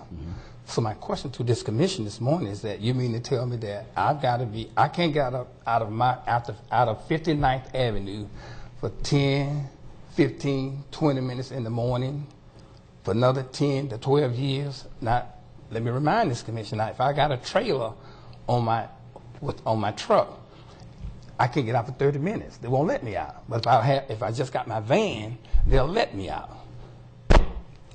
But what I'm saying is that from 55th to Indian River Boulevard, from 55th to 58th Avenue, the traffic is really not that congested in that area. And God forbid, like this morning, there was a train. If that train about 8-10 minutes long, I say 5 to 6 minutes long. in the morning time, it's sometimes 40 minutes before I can get out of my driveway. I don't think, what I'm saying is with the amount of money that's there from 55th to 58th, from 55th to Indian River Boulevard, it seems like we just left in the bubble. We just left there with nowhere to go.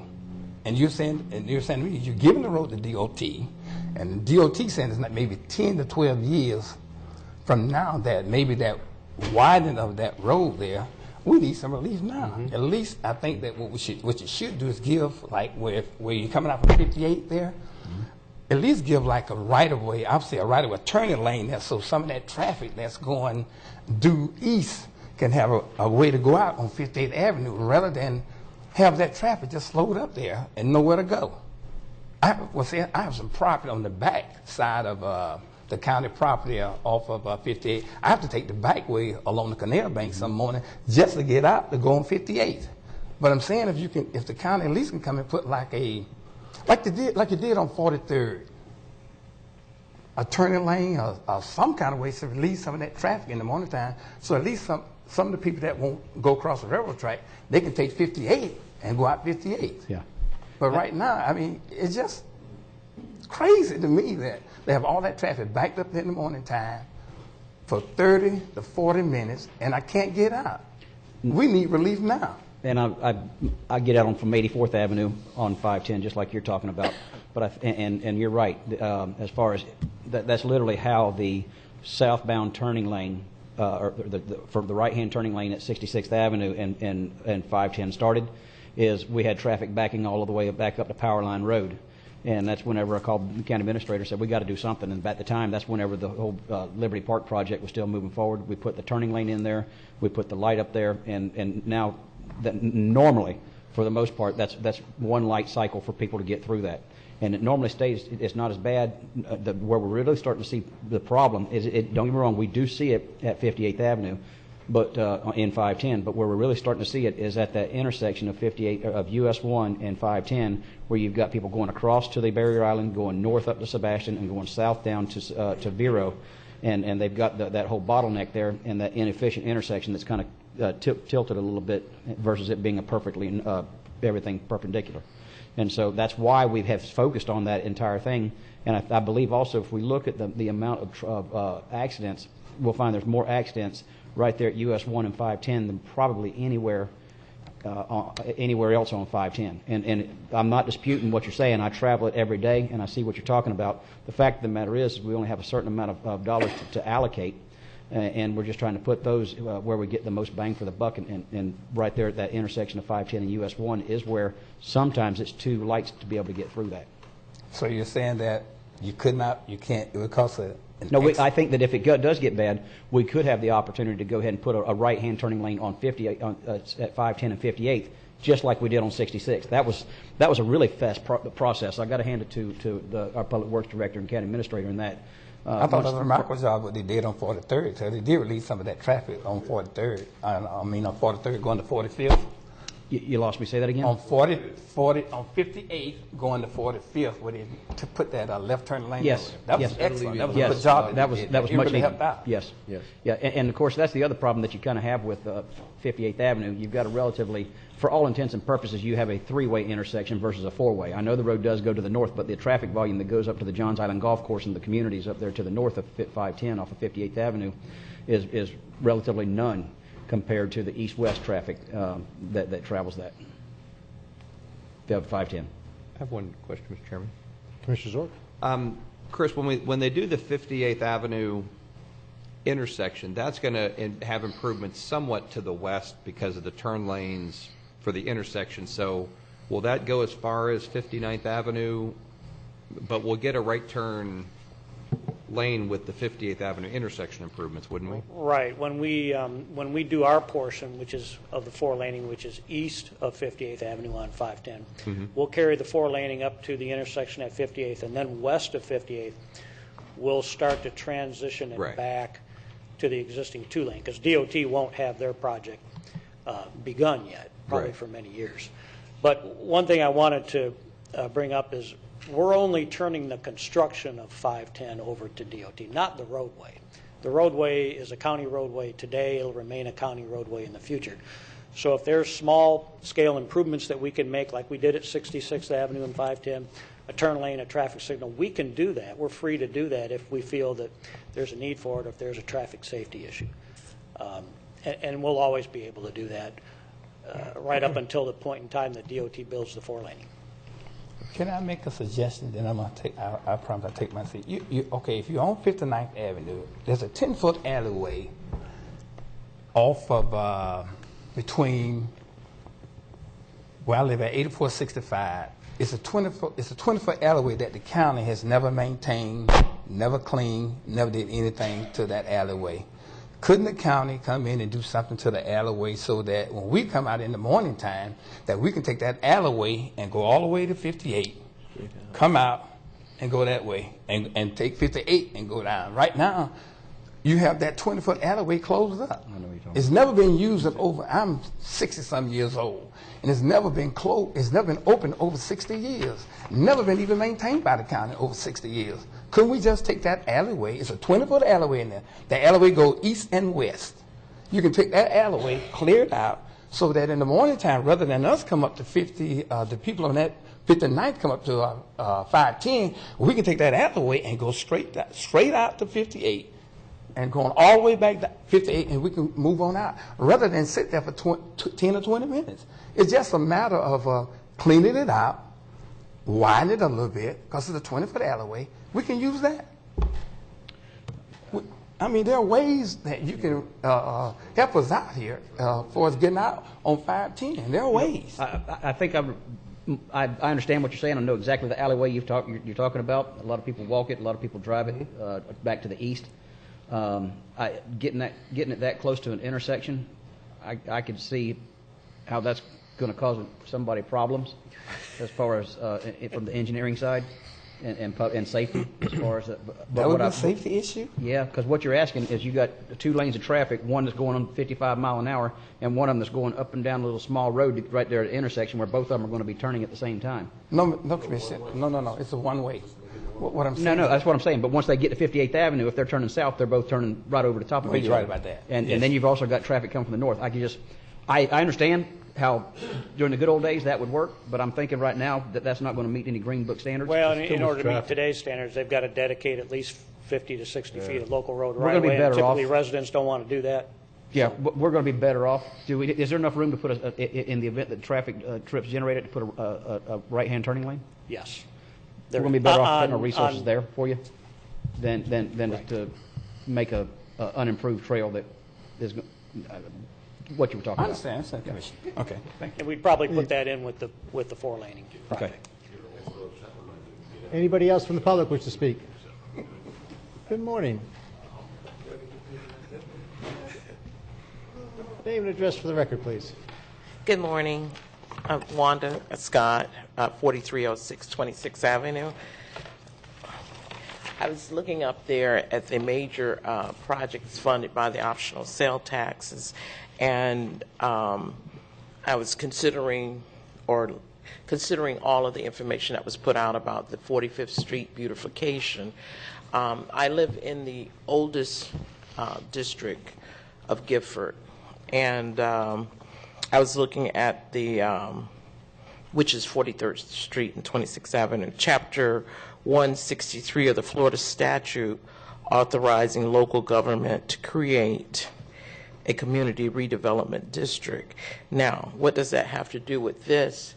Is that being in the oldest district, 43rd Street, Railroad Crossing, coming across to 26th or 28th Avenue, I'm curious why that road is not up on this as a project to be funded. We pay we pay quite a bit of sale tax for the county because the Arabs and the Indians, they don't pay sale tax, but we do, right there on 43rd Street and 26th Avenue, 43rd Street and 25th Avenue, and in 43rd Street and 24th Avenue. We're the oldest business district, and our road looks like, as it says in Chapter 163, a slum area, a blighted area, an area in which there is a shortage affordable housing, and it goes on and on and on and on. I'm just kind of curious, why isn't that road on that plan? Did we get left out? And then I look at the Gifford neighborhood plan, which I have here. It's not even on here. And we're the business district. Actually, 45th Street, 43rd Street. Oh, 43rd, I'm sorry. Yes, 43rd, right by Garage. Yeah. And then you go Old Dixie, and you go across the railroad track. Then there's 24th Avenue, 25th, which is Kenny Holmes' place, and then we're 26th Avenue, and then it takes us west to 28th Avenue. And the road is just, it's terrible. And when it rains, it floods. It's why we're not up there. And I know we've been paying taxes for over 60 years. I'm not as old as Mr. Rigby. But that district, it's heavily traveled, and a lot of taxes have been paid, and we're not up there. And I don't think we should be ignored anymore. We pay the taxes, and we need our area repaired, either through the Chapter 163 Community Redevelopment District or that optional sale tax that need to be on this plan here or some other plan. And my question is, why it's not included in that right there? I think I can answer that. First of all, the CIE roadways that we've got listed are typically county thoroughfare roadways, collectors and arterial roadways. 43rd Street is a local roadway. It originates at Old Dixie Highway and then goes west over the tracks and further west. But it functions as a local road with local road type traffic. We do have a program within our Road and Bridge division to resurface roadways that need resurfacing, and we grade all of the roadways 1 through 5 each year. And the worst roadways, we try and resurface them as funds and staff time are available. But 43rd Street, being a local road, is put in with all of the local roads in the county and graded as such, and we would try and resurface it under that program if it needs it. It does need it, and I was looking at, I've been keeping a photographic diary of maintenance for 43rd Street and some of the other Gifford roads, and I have only one photo on October 2nd of maintenance done on 43rd Street. No new improvements and no repairs. So we're paying taxes, and we need those taxes utilized. Not asking would you, but we need those taxes to be put back into the community properly. Those roads are atrocious. You want photographs? I have them in my camera. Sure, I'd be happy to look at those, and we'd be happy to do a field review of the road surface and also the drainage. You mentioned drainage. We could also look at the drainage conditions. I forgot drainage. Drainage is a problem because just a little bit of rain that we had yesterday, today, we have a lot of backup, and I'm glad you brought that up. So I would like to get with you, show you some photographs, and is there any way we can get someone, a maintenance person, to regularly be at, Yeah, we actually do have a road and bridge foreman that looks at roads in that area, and that's how they caught the bridge that collapsed was about to collapse just west of there by the Lateral H Canal, and we replaced that this year because that was in bad condition, and they found that as part of their routine inspection. So we do have someone that looks at that area regularly. Yeah, I got photographs of about 15 separate repairs. And most of the repairs came about because of the people who came in to repair did a sloppy job. And I have photographs to show you each time they've come in, and it looks like a fifth grader implemented those plans. So we're looking for those dollars to be used correctly, efficient and effective. Lately, And what we've seen is inefficient, not effective use of our dollars. And even the word is, I have used the word a couple of times. I said it's fraudulent use of our dollars when 14, 15 times to repair a bridge, a road and bridge, which should have taken one time. Wait, 2 times, but not 14, 15 times. But anyway, I'm just wondering about that road, 43rd Street in Gifford. What can we do to get that road repaired? It's been in the neighborhood at least 60 years. And in the oldest business district, it's sitting there 54 years. And that road has not been improved, repaired, or maintained. It is horrible. Anybody else in the public wish to speak? No one else in the public wishing to speak. We'll now close the public hearing. Any questions from the fellow commissioners? Mr. Chairman, I'll move we go ahead and approve the 5-year comprehensive capital improvement element. Second. I'm going to give the tie there to Commissioner Davis for the second. The motion was by Commissioner O'Brien. Any other questions or comments? All in favor? Aye. Any opposed? Passes 5-0. And right now we'll take a 10-minute break.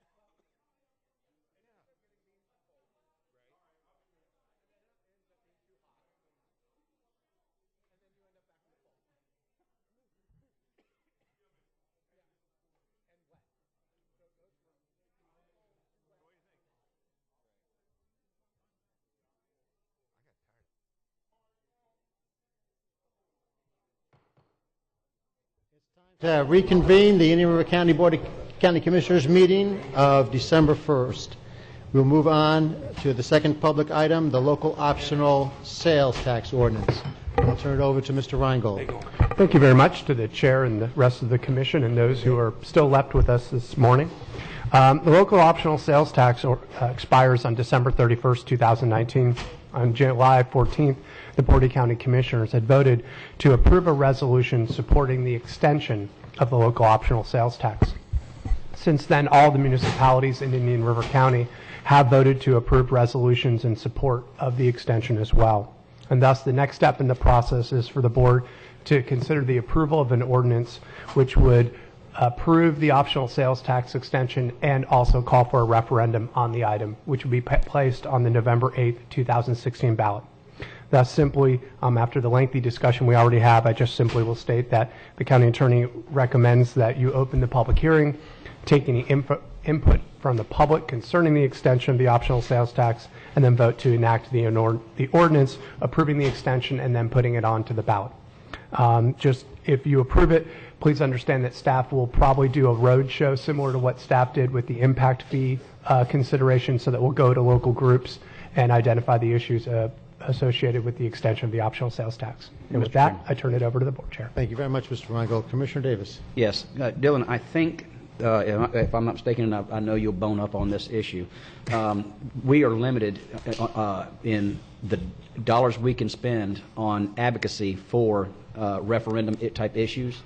And that, of course, I think that has changed substantially since the last one, last sales tax referendum. And I also even think it even changed since our last bond issuance. So this is going to be a paradigm shift for us under new statutes on what we can and can't do, and we need to be very cognizant of that. Absolutely. Under Section 106.113 of the Florida statutes, we are prohibited from using public funds for political advertisements and for electioneering communications. Under electioneering communications, you can't distribute in the newspaper, radio stations, and the like for candidates. And then specifically for the political advertisements, you just can't have paid expressions on the approval or rejection of an issue. So obviously I will make sure I'm staying on top of that on any items that we do. I think the roadshow idea was simply just to go to groups, talk to them about the factual information pertaining to the optional sales tax, but we will certainly stay on top of those statutory prohibitions. Super. I knew the statute and have it memorized, but I didn't want to outdo you, so I appreciate you. Any other questions by commissioners? I will now open the public hearing. Anybody from the public wish to speak on this item, the local optional sales tax ordinance? Anybody from the public? There being no one from the public who wishes to speak, I will close the public hearing. Gentlemen?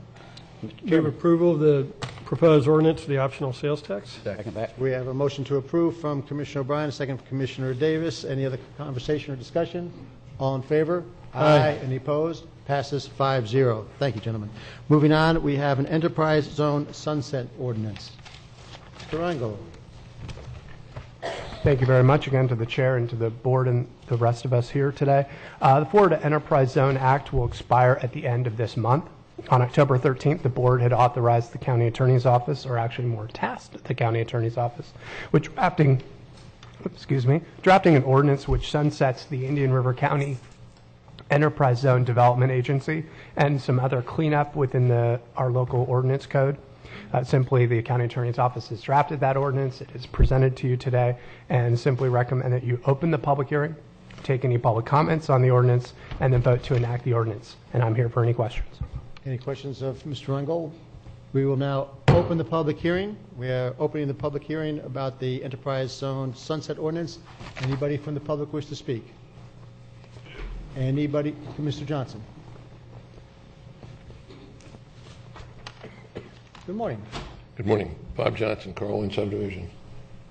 I haven't had a chance to read the ordinance, but sitting back and seeing, I haven't seen where we've accomplished anything by having an enterprise zone this year. I just thought I'd express my views on it right now. But and I think that whoever is supporting this, possibly the Chamber of Commerce, they need to do a good job of, I think, of coming forward and promoting You renewal understand we're of this. sunsetting the... Right, yes, sir. Okay. Thank you. And it was the state legislature, close to that school in Tallahassee. Is that a basketball school? Anybody else from the public wish to speak on this item? There being no one, we'll close the public hearing. Gentlemen. Move to sunset. We have a, I'm going to give the motion to Commissioner Davis, the second to Commissioner Flesher. Any other questions or comments? I wanted you to have it. That's a nice. All in favor? Aye. Any opposed? Passes 5-0. Thank you very much. Thank you, Mr. Reingold. Moving on to public items, we have a request to speak from Keith D. Kite regarding All Aboard Florida. Mr. Kite? Morning. Name and address for the record, please. Good morning, Commissioner Solari and fellow commissioners. Keith Kite, 1045 Winding River Road, Vero Beach, Florida. Okay. Just the arrows back and forth? Okay. I want to thank you once again for allowing me to present my thoughts and position on All Aboard Florida and the county's spending of taxpayer dollars against All Aboard Florida. I believe at this point we've covered past items concerning it's not all about freight, the environmental improvements to our area and the state on carbon, a worldwide event, particularly in our state, less road congestion, and certainly the improved rail safety of All Aboard Florida stated by your own study that you commissioned in May of 2015. Today I'd like to ask you to consider and take a positive action on the following items. Stop spending taxpayer money. Economic development lost. Quiet zones and sealed corridors. And a future Treasure Coast Station opportunity. Just to recap the spending of taxpayer money to date, at this point in time, I think at the very least the public should have access to the items that you do along with you, the commissioners, on what you're spending your money on. As of 11/20, according to the report in your agenda today, you've spent $1,092,870.95 on attorneys. You spent a total of $1,200,000 and some odd cents. Your total budgeted at $2,556,725 through 2016. You have a remaining balance of $1,356,000 that you could stop spending now.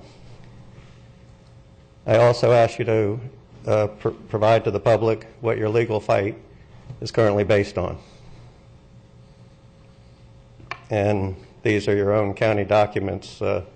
Hard to see in the PowerPoint here, but you can see them, and they're certainly available in the agenda showing the figures that I just presented. I wanted to move on to a more positive note, the economic development loss to our county.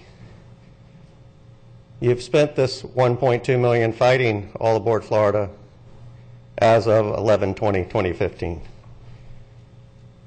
A year ago, you authorized approximately $80,000 for branding to promote economic development in our county.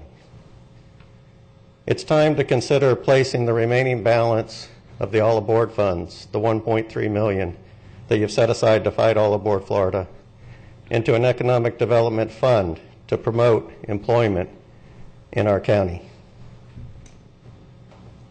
Consider also, and one of my things that I really think that we can't put a value on but has been a consistent problem for decades, is the long and costly lost intrinsic value of economic development to our county because of the perceptions the board in our county place with wasteful and needless fights against All Aboard Florida and other economic development engines. And I worry because of item F.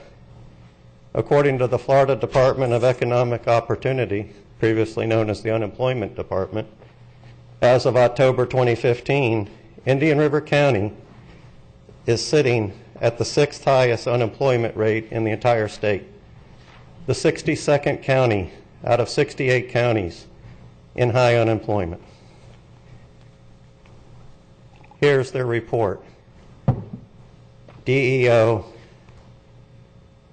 And I'd like to point out in the middle of this, Hendry County had the highest unemployment at 9.4% as of October 2015 in Florida, followed by Hardy County at 7.9%, and Highlands and Putnam counties at 6.9% each. We're at 6.7%.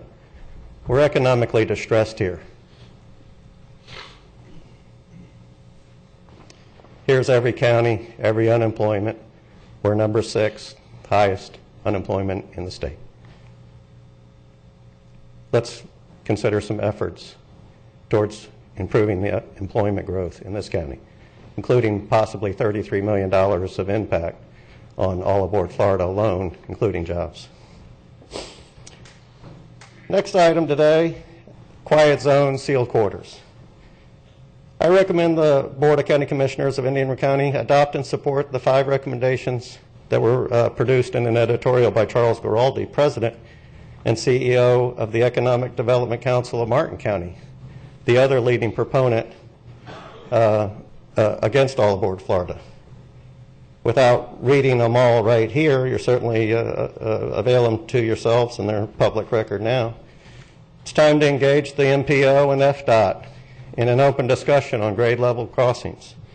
It's time for our county to evaluate the additional structural and mechanical improvements that all aboard Florida and FEC need to do. It's time to encourage a transparent dialogue with FDOT in regards to a 20-year plan to evaluate freight and passenger service options, possibly in a western quarter. Engage our major communities. I hope that's Indian River County, Vero Beach, and Sebastian, in a collaborative effort to prioritize potential future passenger rail stops. Martin County and the City of Stewart should begin conversations with all aboard Florida with regard to funding quiet zones in the county. A timely petition asking all aboard Florida to fund these quiet zones is critical. Once infrastructure congestion begins in early 2016, any such improvements will require costly change orders at taxpayers' expense. We have the opportunity now, gentlemen, to ask all aboard Florida, FEC, and every other item we can muster to get them to fund our quiet zones and our sealed quarters and improve the safety for our citizens, children, and elders in our county.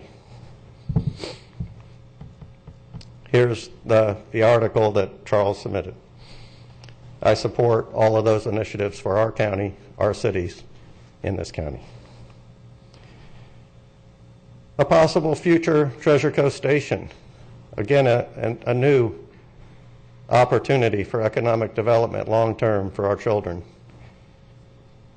I recommend the Board of County Commissioners engage with All Aboard Florida for a potential Treasure Coast All Aboard Station group.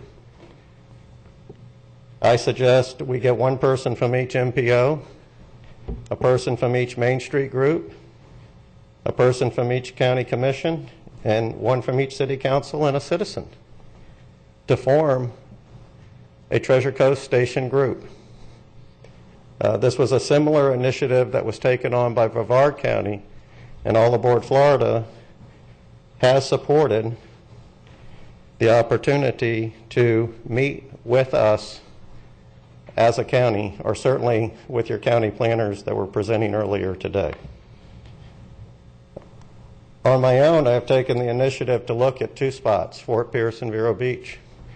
Fort Pierce simply because I found it to be in the middle of the stations between Palm Beach and the eventual probably station at Brevard County, which will be up near Cocoa and the Cape, due to the rapid expansion of the port and other items if you follow the regional economic development. Again, you can see it blown up, but this is land that is currently in downtown Fort Pierce. Basically, what I wanted to point out here is in the left-hand corner, if you took our metropolitan statistical area that includes the MSAs of Vero Beach, Sebastian, along with Port St. Lucie and St. Lucie West and Fort Pierce, We are the fourth largest population area in the state, after Miami, Tampa, Orlando. We are actually a larger area than Jacksonville, at just over 1 million people. Vero Beach, proposed on land the county and city already own, right at US 1 and 37th Street, and potential intermodal transportation center. I pulled this statement off the All Aboard Florida website. This was their position statement on a Treasure Coast station. All Aboard Florida continues to be focused on developing and building the Miami to Orlando system with stops in Fort Lauderdale and West Palm Beach. We remain open to future expansion opportunities that will attract more customers to our services. The Space Coast recently initiated a site analysis study to identify a single station location. We support that vision and encourage the Treasure Coast to focus their resources on a similar process. All Aboard Florida will work with communities that identify station locations by initiating a pre-development process, which will include analyzing ridership data and any necessary environmental studies. It may not be today, but remember in my previous reports, we're at 19 million people now. We're going to be at 30 million people at 2040. That's a 41% increase in the population of this state. We need other things besides widening the roads that we talked about earlier this morning. And I follow it up with the Treasure Coast Q&A, just so it's available to the public, on opportunities to pursue the station over a couple of pages here. That information's on their website. So once again, I thank you for letting me speak about All Aboard Florida. I ask you to consider to stop spending our taxpayer money against the train and start a collaborative effort to support safety and sealed corridors and quiet zones in our county. Thank you, Mr. Any Kite. questions? Thank you. Thank you. Thank you. I don't see Mr. Menzing here. He was the next one under public discussion items, but a couple of people from the audience mentioned that they might want to say a couple words once they saw the All Aboard Florida discussion on, so I'll just open it up to anybody who may want to make a couple comments. As they're coming up, just real quick, our expenditures are up to date on the website for people to look at. Yes, they are.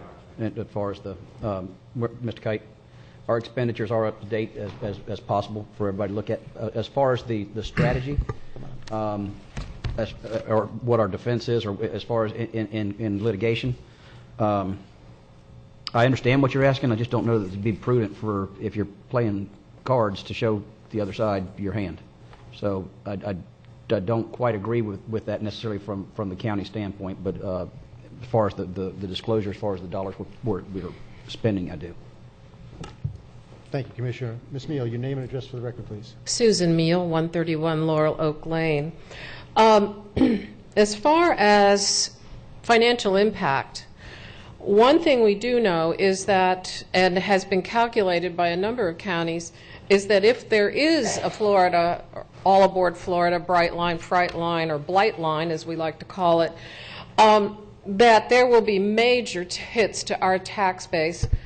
We know that housing values within the tracks, close to the tracks, will decline in value from 20% moving out to 5%.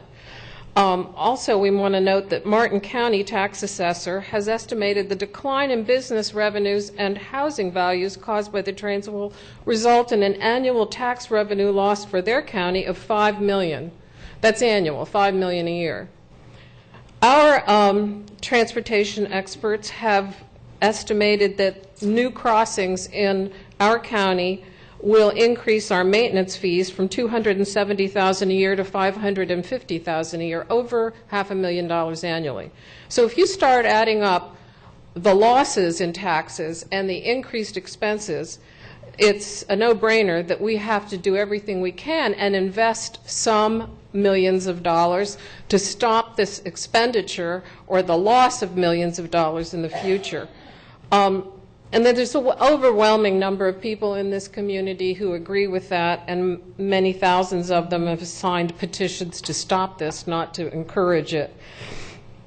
The other thing that I've talked about before, and I'll reiterate, when you look at the safety of this train that's actually operating now, you look at analysis of Federal Rail Administration statistics, and to compare apples to apples and to have a common denominator, we look at 1 death per million train miles, or we look at the deaths per million train miles to compare all of the train companies in the country. Over the last 20 years, Florida East Coast Rail has killed 85 people at crossings, or 1.7 per million train miles. The average for all of the U.S. railroads in the country, over 700 railroads, is 0.49 per million train miles, or approximately half a person. FEC kills 3.5 times more people per train mile at crossings than all the other trains running in the country today. FEC causes more trespasser fatalities per train mile than all of the other railroads, because FEC traverses 100 miles of continuous centers of major cities on tracks that are not separated or protected from close proximity to the population base. FEC, over its short 351-mile length, has far more crossings per mile than any other major railroad in the country, and this is why, if this train were being proposed today, it would never, ever be approved for this western route. And it is why we have to do everything we can to stop it. We don't even have 90 and 100-mile-per-hour trains operating in these population bases at this point. God forbid what will happen when we do. And as far as improving the crossing safety and quiet zones, Florida East Coast and All Aboard Florida have never been straight with us to date on what they plan to do for our crossings. To date, we don't have the 90% plans that a lot of the other counties have. And what we found in St. Lucie County was that what they promised in the beginning, they're not planning to do now. So you dance with the devil when you try to negotiate getting money out of a train system, which right now can't even fund itself. One of the reasons that they cannot sell their bonds, on top of the fact that this is the most risky bond issue in the history of private activity bonds, is because there are lawsuits that this county and others have filed. When bond buyers look at buying risky bonds and they see that the actual issuance of the bonds has been questioned in court as not being legal based on the actions of the FDFC with executives from All Aboard Florida and the actual legality of the board itself, you find smart bond buyers saying they're not going to touch this with a 10-foot pole. So I suggest that our lawsuits have helped and continue to help us fight this train and move it west. And all stations ought to be out, and they can be by the turnpike, and then we'll all be happy. Thank you. Thank you, Ms. Neal. Mr. Paladin. Good afternoon, gentlemen. Joseph Paladin, Black Swan Consulting. I agree with everything that the young lady just said. I'd like to support that. One of the things that we're not really taking into consideration on these crossings and what have you, and I spoke on this about a year ago, the effect it has on our level of service on our roads beyond that. They haven't even looked into that. Matter of fact, they have no idea what I'm talking about. That's going to affect our level of service. It's going to affect the ability for developers and business people like myself to achieve concurrency in the future on other projects. That all has to be taken into consideration. No one's even weighed that in. That's a big deal, people. It's a lot bigger deal than the cost of keeping up the crossing itself. So, and they've never been truthful with us, just like the lady said, and I support that 100%. And I think the best way for us to quit spending taxpayer money is for them to quit trying to ram this thing down our throat and lie to us. Thank you, Mr. Paladin. Anybody else? It's not a debate, Mr. Kite. Mr. Schaus. Yeah, Nick Schaus, 307 Sable Oak Drive, Vero Beach. The person who spoke in favor of All Aboard Florida, I heard nothing that to say or describe any benefit this train would bring. I heard nothing of any refutation of what are the harms that it's going to bring. Susan Meal said that your lawsuit has I think stop the financing, and I agree with that, and therefore let's double the financing that you might pot to fight all aboard Florida. I said before that that money, that $2.5 million amounts to $43 per family, and they've saved that in gas tax or cheaper gas over a couple of months over the gas that they paid a year ago. Just one thing about the quiet zones. I found that the FRA, even though there were quiet zones in another state, because of some fatalities, they said, okay, start blowing your horns because there's so many people on the tracks. I don't care about the quiet zones. We need to save lives. So we can go through all of the expense and all the negotiation, have quiet zones, but that doesn't mean the horns will stop, because it does, I'm sure that the fatalities will continue. Well agreed, Mr. Schaus, Mr. Chairman. You know, I've discussed that many times. As far as these quiet zones, they sound good, they feel good, and there is a safety element being provided to the community. But if I'm a train operator and my livelihood is at stake and public safety is at stake and this is the way I feed my family, I'm going to be hitting that horn because it reduces my liability, that I gave the proper alert to anybody that might be near the track or on the track.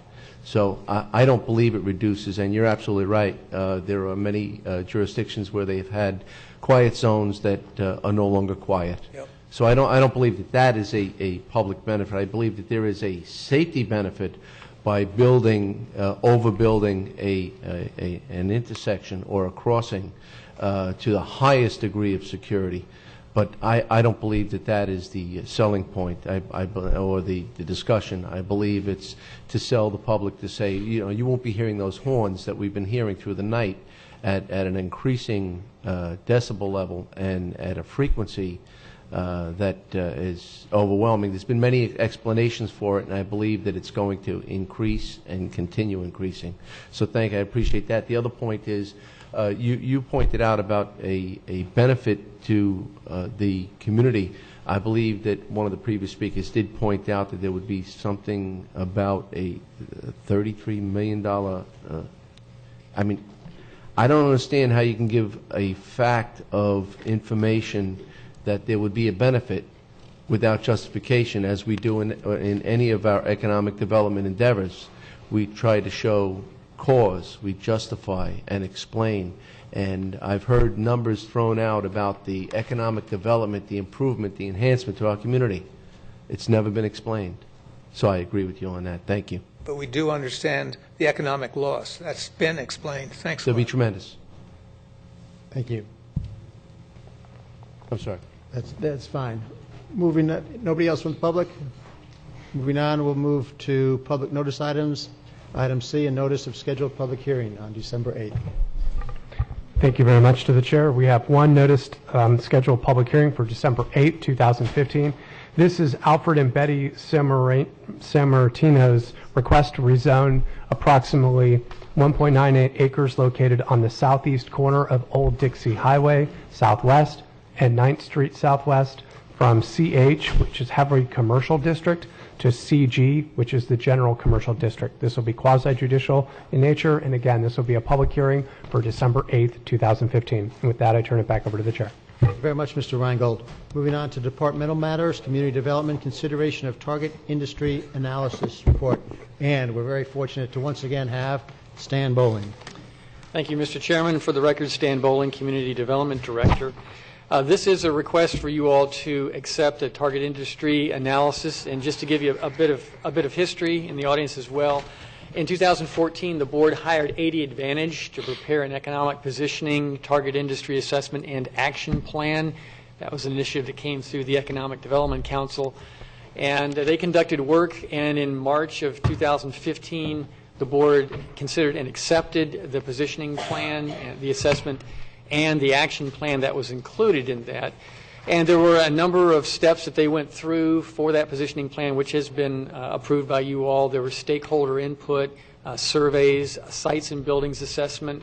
They looked at assets of the county and our region and actually came up with an action plan with recommendations, a 6-point action plan. A number of those strategies or actions are ongoing efforts by the Chamber and the county as well.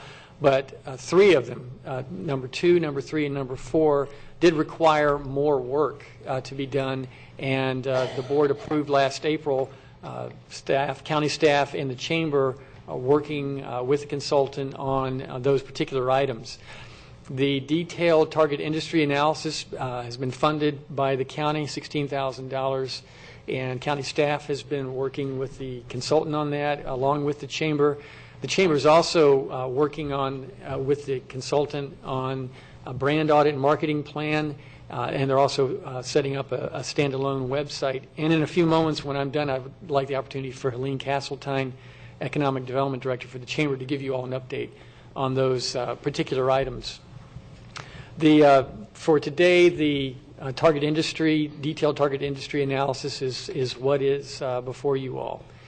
Also, we have a current target industry list. It's in our comprehensive plan, and it's fine the way that it is. It does pretty much line up with the state's target industry list, which is actually pretty broad for a target. It has a number of different industry groups, kind of large-scale groups, and these are all tend to be higher wage type of industries, so we certainly support those here. We have incentives in place for any of these, and so that's fine in terms of a broad list for incentives generally. But the target industry analysis that's before you all today is meant to be a really focused for our county in particular right now in this particular point in time, so that especially Chamber efforts can actually be focused. And this is structured, this detailed industry analysis is structured as an appendix to the positioning report that's already been approved by the board. And so the date of this is October 1, 2015. In terms of how this analysis was done, I just want to illustrate a few points. There was a target industry detailed analysis done, a group of industries, a bit narrower categories looked at, and then drilled down even more specifically to target. In terms of coming up with an initial list of 7 industries, the consultant looked at our 4-county region, our current industry that are here, existing industry concentrations, wages, and also growth of the industries. And came up with 7 industry categories to look at and to drill down and look at even more further that are specific to our county that we have some assets for. Agriculture, manufacturing, transportation and warehousing, information, finance and insurance, professional and technical services, and healthcare and social services. And for each one of those 7 categories, there's more specific analysis that's done in the report. I want to just concentrate on the transportation and warehousing for a moment, just as an example. This is a bubble map that, and the data and the numbers that are behind each one of these prepared for each one of the industries. And just to reorient you just a little bit, the x-axis, which goes from left to right here, is looking at specific industry growth. So the 2 quadrants here on the left, these are industries that are not growing. They're actually having negative growth. To the right are all in positive growth territory. The y-axis is our actual concentration in Indian River County compared to the region or to the state. And so what we have here are essentially industries that are not growing. This is more geared for retention type of efforts by the Chamber and by the county. Also want to point out what's handy about these maps is that the number of employees in Indian River County is indicated by the size of the circle. So you can see that in a few of the growth industries, we've got some that already have a number of employees, And these are either opportunities. We don't have quite as much of this concentration in our county yet, but we have assets that match it, and it's a growing industry. And here we have an industry that's already recognized, we have a greater concentration in this county, and it's a star, and we can perhaps get more of that. And that's the example here in transportation. And the numbers behind what's in those represented in the bubble maps, the number of jobs, the growth in the last 5 years in our concentration, also provided for each one of those categories. And then for each one of those 7 categories, the consultant went further and looked at some specific categories of industries, whether they should be included on the new target industry list and the reasons for that. In this case, general warehousing and storage was definitely a yes and included. We already have, like the CVS distribution center, we have assets that match the suitability for those, and we've actually had some inquiries about additional distribution centers in the county. Also, general freight and trucking, we have a good concentration of that, but we have assets that we could hopefully entice some more of those type of industries to come. So at the end of the analysis, going through all of that, the new target industry list is represented here, looking at ammunition and related industry, manufacturing, environmental consulting services, scientific and technical services, computer system design services, general warehousing and storage, and general freight trucking type of services, animal production and aquaculture, and farm management solutions services, and then also a potential niche for specialized clinics using the kind of the quality of life and the healthcare assets that we already have in the county. So that's essentially the new list that will support some of the Chamber's special marketing and recruiting focus, and also with each one of those particular industry groups, a positioning statement and talking points are provided as tools for the Chamber to use. And just to kind of put this all in context, again, these are tools for the Chamber. And in terms of looking at now the positioning, the new industry list, and our existing list, this is really our conclusion that the positioning report that was approved in March gives a lot of good information on countywide assets and strengths, and our positioning statements to really market our county and market our region. The new industry list is intended to give the Chamber some very industry-specific tools, talking points, local asset data that can be shared. And then the old target industry list, we're not looking at that going away. That can continue to be used by us to provide incentives like our local jobs grant to create new and high-paying jobs and hopefully get some expansion even in some of those industries that aren't currently growing. Now, the Economic Development Council did consider this at their meeting in October, and although they were just short of a quorum, there was a strong consensus for the board to accept the analysis and continue to implement the action plan.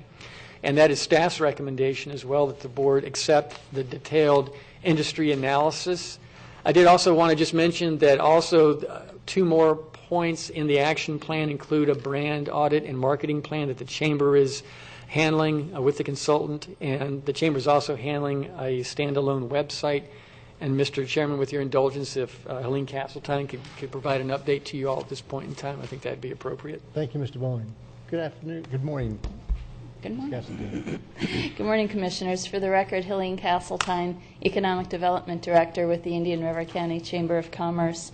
And yes, we worked very closely with staff and AD Advantage to come to this point with the target industries. And it really does give us that laser focus that we need as we go out and aggressively recruit these types of businesses, but it also kind of gives us an analysis and an edge when we're looking to retain businesses in those markets as well.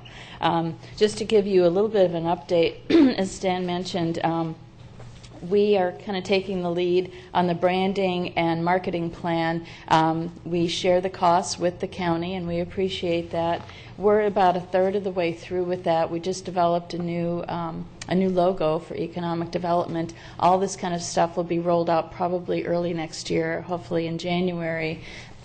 But there will also be marketing materials, promotional materials to go along with each of those target industries. As Stan mentioned, there's talking points for each of those, and that'll be incorporated on the new website that has just gotten underway. We had a kickoff meeting in late October on the new website. A different company, 80 Advantage, is not doing the website. It's a different company from Florida. And so we're going through the flow chart on how that's going to be set up, trying to incorporate the colors of the new logo, and looking at tourism's website too, so they're not so vastly different.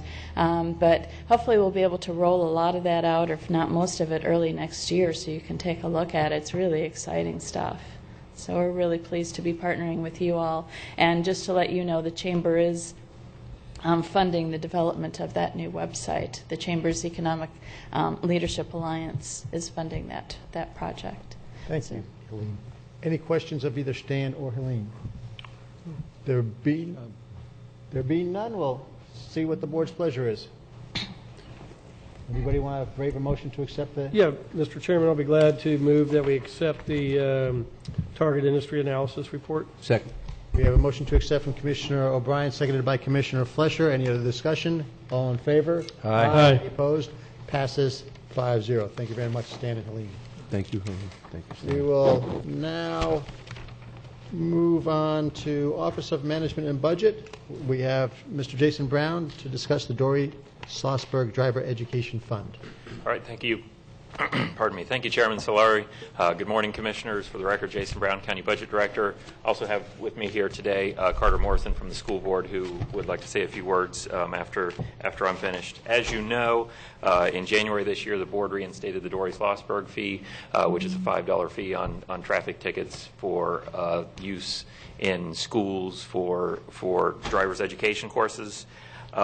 Earlier this year, the school board and St. Edward's both applied for funding for this program. There was a short time period between when we adopted the fee and when the applications were due. At that time, the school board put in a request for $25,000.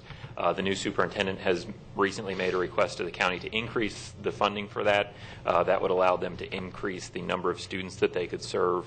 In the agenda item, it says 112 students. I think on their latest figures, they've advised me it's 120 students they could serve, which is about double what they were looking at with the 25,000. And these funds are only allowed to be used for these driver's education programs. So staff is recommending that we increase the funding by $21,650 as requested by the school board and authorize a budget amendment to allocate those dollars. Thank you very much. Any questions of Jason? Mr. Chairman. Mr. Jim? Probably is the one is. Start with Commissioner Flesher. I want to move staff recommendation. Well, we want to hear from the gentleman from the school board first. Well, And Commissioner Davis, you had a question? I did, and it probably more directed towards, I guess, Carter. Well, then we'll let the gentleman speak. And thank you very much. Good morning, Commissioners, and thank you for this opportunity to speak to you this morning. Name and address for the record, please. Carter Morrison. I'm the CFO for the school board. Thank you. Unfortunately, Dr. Rendell could not be with us this morning. He had a prior engagement, so he just asked me to stop by and express his gratitude and his support for the driver's education course. We're excited about the opportunity to teach students about safe driving and the responsibilities of operating a vehicle safely. And once again, just to express the superintendent's thank you for your support in reinstating the fee and granting us these funds. I'm available for any questions that you may have. Thank you. Commissioner Davis. Yes. Will you be having this at Sebastian River High School, Vero Beach High School? What's yes, the plan? we have two locations, yes, one at each high school, one at Sebastian and one at Vero. So it's going to be, what, about 60 Well, students? 60 in each location. In each? And I'm assuming that fills up fairly fast. Yes, sir. As far as We seem to be growing in our numbers. My question is there were other students perhaps that are either homeschooled or in either charter schools, just like if they wanted to take a chemistry program at a school, they'd be able to take just that one class? I believe all public school students will have access to, it's a first-come, first-served basis. Once, if you're interested, come and sign up. Is it public school only? I believe it would be public school only for these funds. How does St. Edward's get them? I'm not qualified to speak on homeschool or private school. I'm sorry, the restriction of the funds is not just for public schools. I think what he was saying was their money will get used for public schools. Because St. Edwards did receive an allocation for private. The statute specifically allows for the money to be spent in both public and non-public schools. I guess really my question is if somebody went to the charter school, which is a public school, Yeah. but if they wanted to go Absolutely. and take a class there for driver's ed to get a discount on the insurance. Yes, sir, absolutely. They are public They'd be schools. able to do that? Yes, Okay. sir. All right, super. Any other questions? Ms. Morrison, I'm just very excited that we're moving forward and that we're going to have a location in each high school. I'm sure that we can work out those who are homeschooled to be able to participate in the program, and I'd like you to bring that back too as well. I'm just very excited. I mean, last year we had moved this forward, and again, I want to thank the school board, the school administration for being so receptive to say, let's bring this back. It is all about public safety and the young individuals that are learning as well. So we need it. It's well warranted. Do we have an anticipated date of operation? Yes, we will be starting in the spring in January of 2016. So that's when we'll be kind of kicking off the whole program at that point. That's what the curriculum department has planned to start the program. And I remember when we did have the program was up and running in the past, that there was some, I think Coach Perry was doing it at the time there up in Sebastian, and there was quite a display of signs and all that. Are we going to bring that all back? And at this point, we can only bring it back in this limited capacity due to funding. At that time, I do recall the expenditures were upwards of $300,000 to $400,000 because of the vehicles and the driving range and the maintenance and that sort of thing. So, but we're excited that we can at least bring it back in a limited capacity to start that program, start growing again. Thank you. Commissioner Fletcher, I'd be happy to entertain a motion. Be happy to move staff recommendation to vote. We have a motion from Commissioner Fletcher, seconded by Commissioner Zork. Any other discussion? All in favor? Aye. Any opposed? Passes 5-0. Thank you very much for joining us today. Jason, thank you. Thank you. We're moving on to Utility Services. Utility Services has two items, and we reversed the order, so we'll now be discussing the execution of a CDBG grant and cost share grant for the West Wabasso Phase 2 sewer project. Mr. Burke, good morning.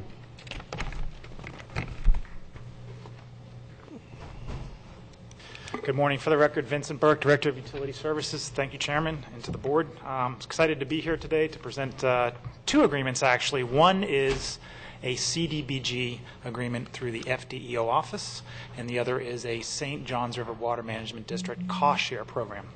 So we're going to step you through a couple of the slides, but before I do so, I just wanted to send out a note of thanks to many people who made it possible to actually bring this information to the board for approval. That includes Teddy Floyd, both Ardra and Mr. Bill Rigby, who have set up a lot of community meetings for outreach and education for some of the folks that will be benefiting from this property project, as well as Julianne Price to help do the income surveys that were necessary as part of this process. But also a big, big thank you to Arjuna Varagota, who has worked tirelessly to get all the information put together and to document a multitude of things in order to be able to present this information. To my right, I have Corbett Adelay, who's been helping us to get up to this point as well, and we'll be listening to him on the second item. But without further ado, we're going to start the presentation for the CDBG and the cost share. So just a little bit of history. How do we get to this point? On November 6th, back in 2014, the CATF, that's the Citizens Advisory Task Force, recommends to the Commission the development of an application for a proposed NR category, Neighborhood Revitalization Category. We had our first public hearing in front of this board on December 16th of 2014. The Commission accepted the CATF recommendation and authorized development of the NR application, the Neighborhood Revitalization Application. We followed that up with a second public hearing in June of this year to review the specific project, a draft application that had been put together based upon some of the incomes, based upon some of the improvements to be made. We allowed for public input and an approved resolution to authorize signatures and leveraged monies to be used. Prior to that meeting on March 11th, as noted in the backup, which is on 267, staff also submitted a St. Johns River Water Management District cost share funding application for the West Wabasso septic to sewer project. August 27th of this year, the district notified the county that it was successful. We ranked actually number 9 out of a very competitive field to do a cost share for the fiscal year 15-16 grant award.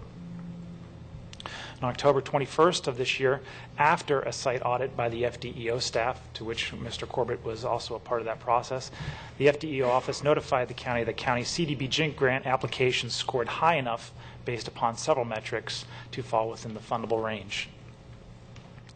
So the scope of work is 2 different geographic areas. Phase 2 of the West Wabasso Sewer Project is in and around 84th Place, 84th Street, south of County Road 510, near the Daisy Hope Center, and the Gifford Flood and Drainage improvements in the area between 28th Avenue and Old Dixie Highway, and south of 43rd Street. I think we heard earlier today some concern from the residents along 43rd Street. So here we have the 2 location maps. Again, in this map outlined in green, we have 510, and just to the south there will be these parcels that will benefit from the sewer project. And then in along 43rd Street here, it will be the drainage project in the south. So this is an aerial map.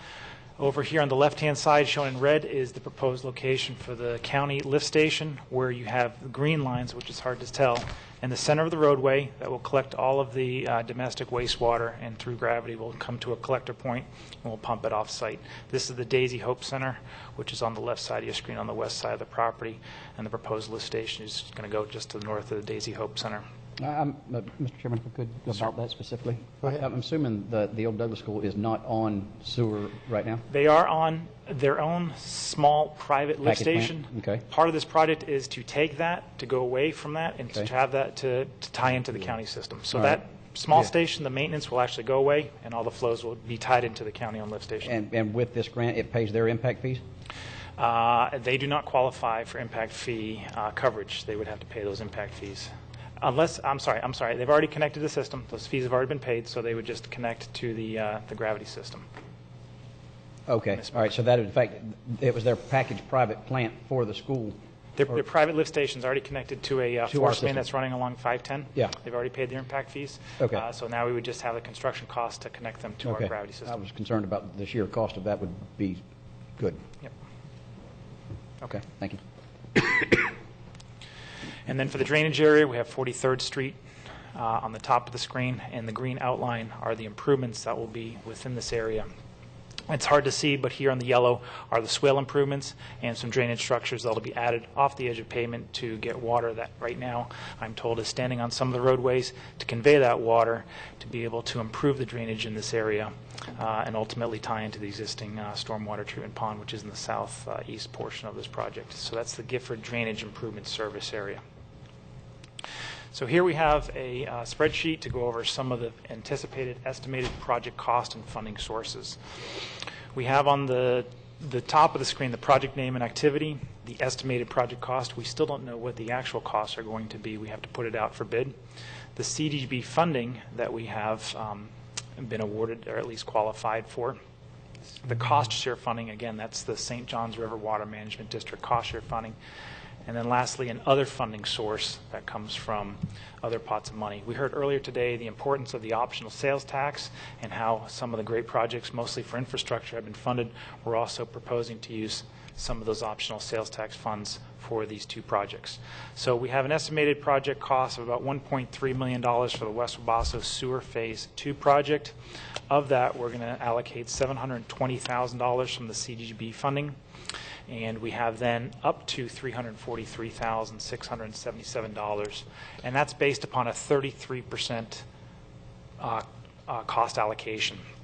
So that's the maximum that we can spend. If the dollars come in less because we value engineer the project or we get some good competitive pricing from the contractors, then we are only allowed to spend up to $343,000. And then there's a small delta that exists right now. That delta could go down if we tighten up some of the pricing, but we're proposing right now to allocate some optional sales tax monies for that West Wabasso. If we come down to the East Gifford Drainage Project, the estimated opinion of probable cost is about $170,000 for that project, of which we're going to spend $30,000 of the CDB monies, and then we're going to allocate $140,000 from the available funds in the MSBU account, which right now is about $19,000, and the delta delta to be funded through the optional sales tax. MBV Engineering has already designed and engineered the system. They will be the engineer of record. They have run that through Public Works to get their buy-in, and that survey work and that engineering work has already been approved by the board at another meeting and has been paid for the optional sales tax. So on the bottom you can see the sum total. Even though we have 4 different funding sources, we're looking at about a $1.5 million project cost for both different geographic areas, of which $750,000 will come from the CDBG FDEO monies, of which $343,000, close to $700, will be out of the St. Johns River Water Management District cost share, and then there's a delta that exists about $440,000. There's a $50,000 fund that's coming out of the utilities impact fee for the drainage grant administration, which is the next item after this to be decided by the board. So again, we made some notes on the bottom. The funding for the St. John's, again, is a 33% cost share, a maximum of $343,000. Staff has provided a separate memo to hire a guardian, which is next, as a CDBG grant administrator. And the BCC has already approved the design and engineering services for MBV Engineering under separate funding. So here's the project timeline broken into 5 tasks. Complete 100% construction plans and permits to be finalized this month at the end of December 2015. If we get approval by the board today, we will then move forward to develop the bid documents, work with our purchasing department to advertise those on DemandStar and put those out on the street to hopefully be done on or before February of next year. And then really, staff will vet those numbers to make sure they're accurate, to make sure we have all the documents in line, and then bring that back to the board for ultimate approval. We expect to be done in June or July of next year, and then hope to begin construction so that we can have substantial completion early 2017 with final completion shortly thereafter. I must note that the FDEO will go through a rigorous audit process, so it's more like a 24-month process. Even though construction is within 12 to 18 months, the actual documentation takes quite a bit of time for site audits and to do financial audits of the paperwork. So today, board, we're asking the board to do 2 things: to authorize the chairman to sign pages 15, 29, and attachment K of the federally funded subgrant agreement for fiscal year 2014, which is the CDBG from the FDEO office for Sunning Cycle for contract 16DB. And then secondarily, to authorize the chairman to sign the cost share agreement from this district, the St. Johns River Water Management District. Mr. Burke, next time you could probably shorten up by just saying authorize the chairman to sign the documents. Okay. I apologize. That concludes our presentation. If there's any questions, I'd be happy to answer any questions. Any questions of the board of Mr. Burke? Just one. Vinny, Ms. Scott was talking about some drainage improvements in the area of the Gifford project. Could you just make sure she gets a copy of at least the map you showed in your presentation? So I think it would go a long ways towards showing her that we are doing some improvements in the area she was talking about, and just keep her informed of what we're doing. And, Mr. Chairman, with that, I'll move staff recommendation. Second.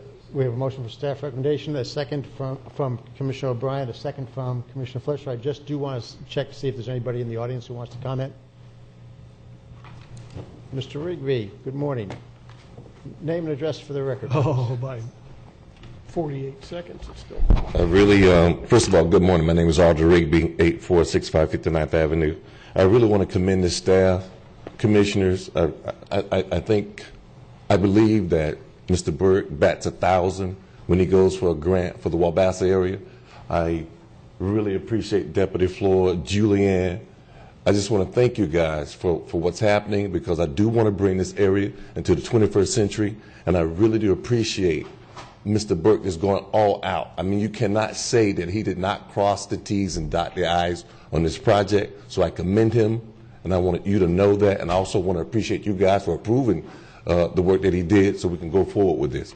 So I'm just wearing my Wabassa pride to let you know there's some pride in that little patch of area in Indian River County. Thank you very much. And thank you very much for your assistance during this project, Mr. Rigby. No problem. Thank you. So any other, Mr. Officer Floyd, I often see you in the chambers but rarely hear you speak. Welcome. You know I'm just excited, Commissioner. Detective Teddy Floyd from the Indian River County Sheriff's Office. I just want to thank you, thank everybody in staff, utilities, and Vince and Juno, and my partner Julian Price, Tony Brown, everyone that had something to do. And Ms. Scott, come to the Progressive Civil League meeting, and we'll keep you updated on everything that's going. Just thank you again from my heart. Thank you very much, Officer Floyd. Mr. Brown.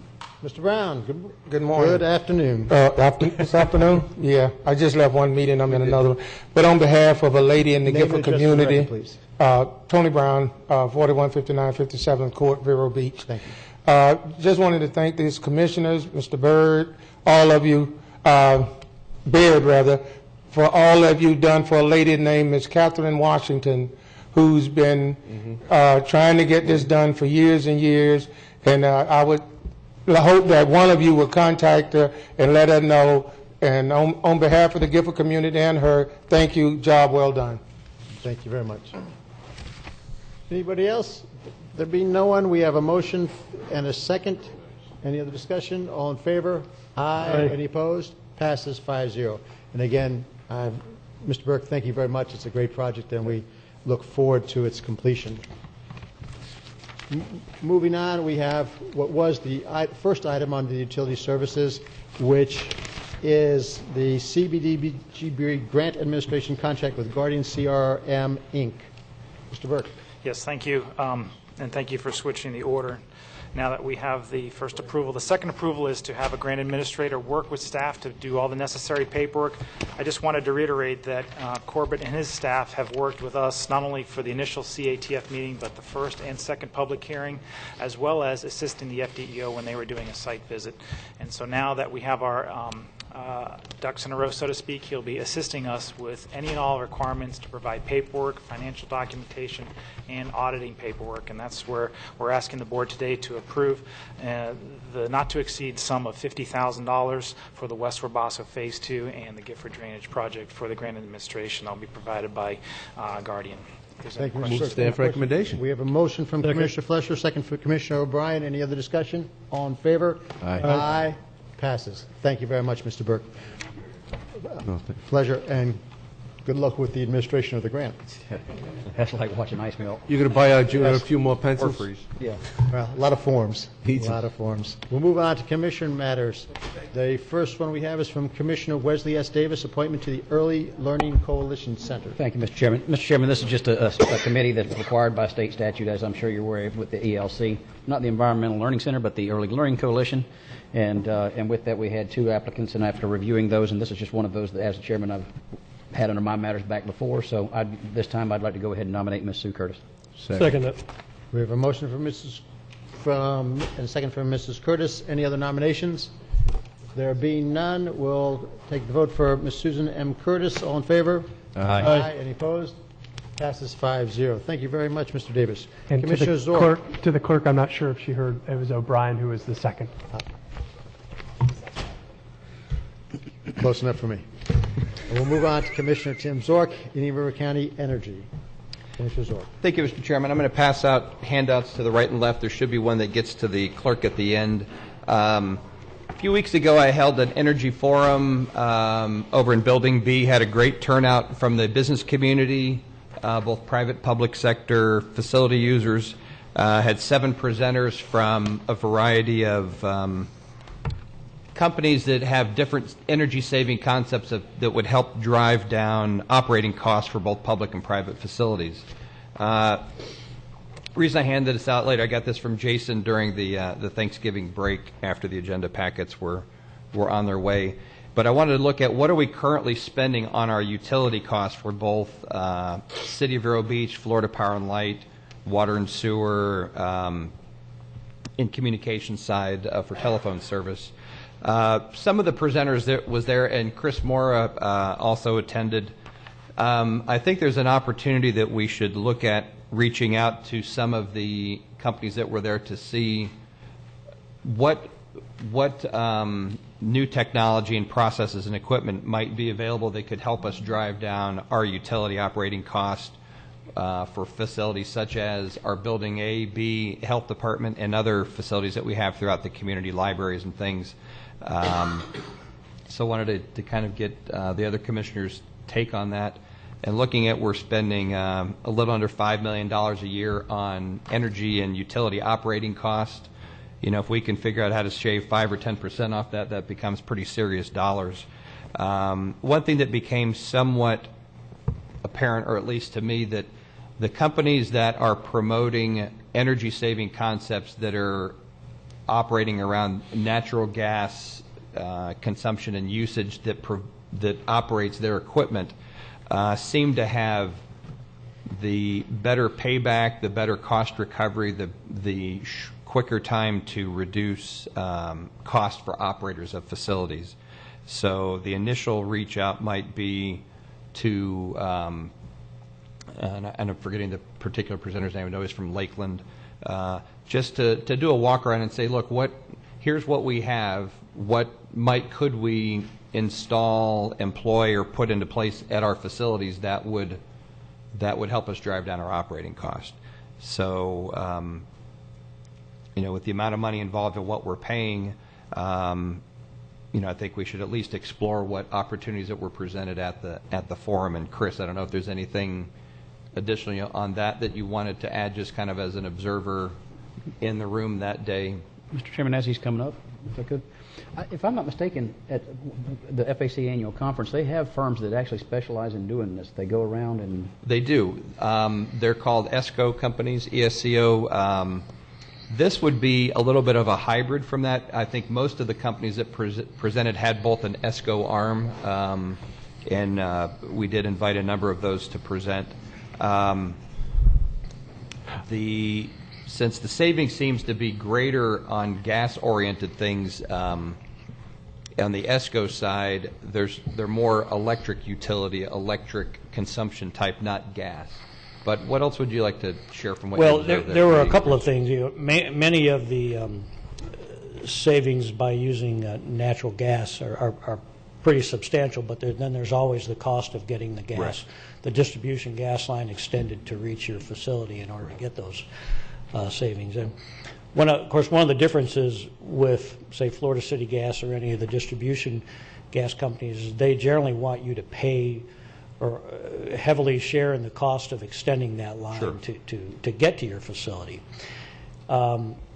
With a company like FP&L, and we've used FP&L Energy Services in the past to do some savings measures, they will typically make the improvements, such as installing a three-phase electric or changing out a transformer to get you more amperage.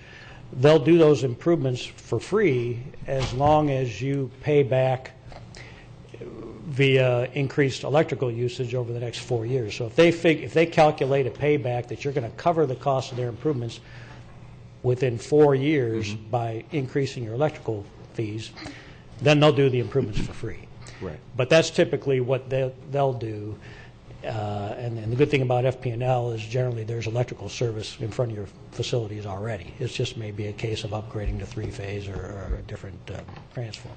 And on the gas side, that is true. There is a cost to get the gas to here, but with the amount of dollars that are in play and some of the additional gas expansion that's going on over at the airport that gets it closer to us than where it's at, whether things like St. Helens School and some of the outreach in the Mechanics Park area, all those help drive everybody's costs, right, down at getting the gas to the curb. But I think it would at least be worth exploring on not a detailed level, but just a preliminary level, to have maybe some discussions with them to say, look, what would work best for us, what would help us drive our costs down. And these are not just the obvious things that you think with gas or hot water cooking, those things. But now you're looking at full service generating capacity that also creates your air conditioning systems. It also provides your electricity. Hot water is a byproduct of some of these things. So that's not just the things you traditionally thought you use gas on. There's a lot of newer technologies of how it's being applied, and using the I Center over on US 1. They're basically they'll still be connected to City of Row Beach Electric, but it's only, for two purposes. One, extra capacity is going to go back into the system and they'll get paid for it. And secondly, if there's a change out or a maintenance event and they actually needed to still have access to City of Row Beach Electric, but for all practical purposes, they'll be 100% independent but still tethered back to their system. So I want to note, though, that in case, just for the audience, that our biggest number on the sheet that Commissioner Zork handed out was for Florida Power and Light and City of Vero Beach Electric, and at least on the FP, well, we had an energy audit here a couple years back, and we realized some savings for that. I didn't want the audience to think that we hadn't done nothing. Mr. Chairman. You don't want me to speak at all, huh? No, it's just time. Okay. Commissioner Davis. Chris, it might be, I'm under the impression it's a little bit different with Florida City Gas. Whenever they ran the transmission lines down 510, they actually didn't have somebody like a packing house pay for that directly. I'm under the impression what they did is there's investment firms out there where Florida City Gas will go to them and they'll say, okay, this is the kind of rate of return that we can anticipate on running this pipeline. You pay to have this pipeline installed, and then the end user pays a percentage a little bit more above what the going rate for CNG may be for a period of time to give the investors their money back, or maybe even on a perpetual basis. So as far as it being costly for us to be able to come right out of the gate and say, okay, it's going to cost us $1 million to lay a gas line, they have investors that'll do that, and as long as there's a certain amount of anticipated usage on the other end, they'll jump all over that. That's how it got to get to. Actually, Chris, let me just comment to this one, because on June 17th of 2013, Commissioner Zork had an energy forum, and Mark Seagrove, the Director of New Business Development for Florida City and Gas, came to speak, and he addressed that question, and he said that they have a threshold for accounts before Florida National Gate, before the Florida National Gas will lay their lines. And what they do is they look at what's scheduled to come out, and they'll do a pro forma, and they're just looking for basically a 6-year payback based on their rate of return. So it's available now. My understanding based on that meeting is they will come down and lay that line as soon as they believe, based on their study, it will meet their threshold rate of return. They do, and they also count rooftops. They know that if they lay a distribution line in front of a subdivision, that X number percentage of homeowners will sign up to use natural gas for hot water heating, stove, and so on. So they know that, and Mark has also told me that he has a certain amount of discretionary spending that he can do each year to extend lines. Yeah. But once he reaches the end of that, then he's looking for contributions. So, but yes, you're right. They will extend it so far, but then they have to. And we've got to look at. One second. I believe that Joe Barrett is very tight and is continually looking at and directing his staff to see whatever savings they can get, and I'm certainly happy to reinforce that with Mr. Baird and his successor when he has one. And I personally believe the staff is already doing that on a regular basis, but if they need to be reminded of that, I think that would be appropriate to direct the county administrator to say, look, keep an open mind at what's available. Things change, and we ought to always be trying to figure out if we can get a return on our investment for different changes. Mr. Chairman?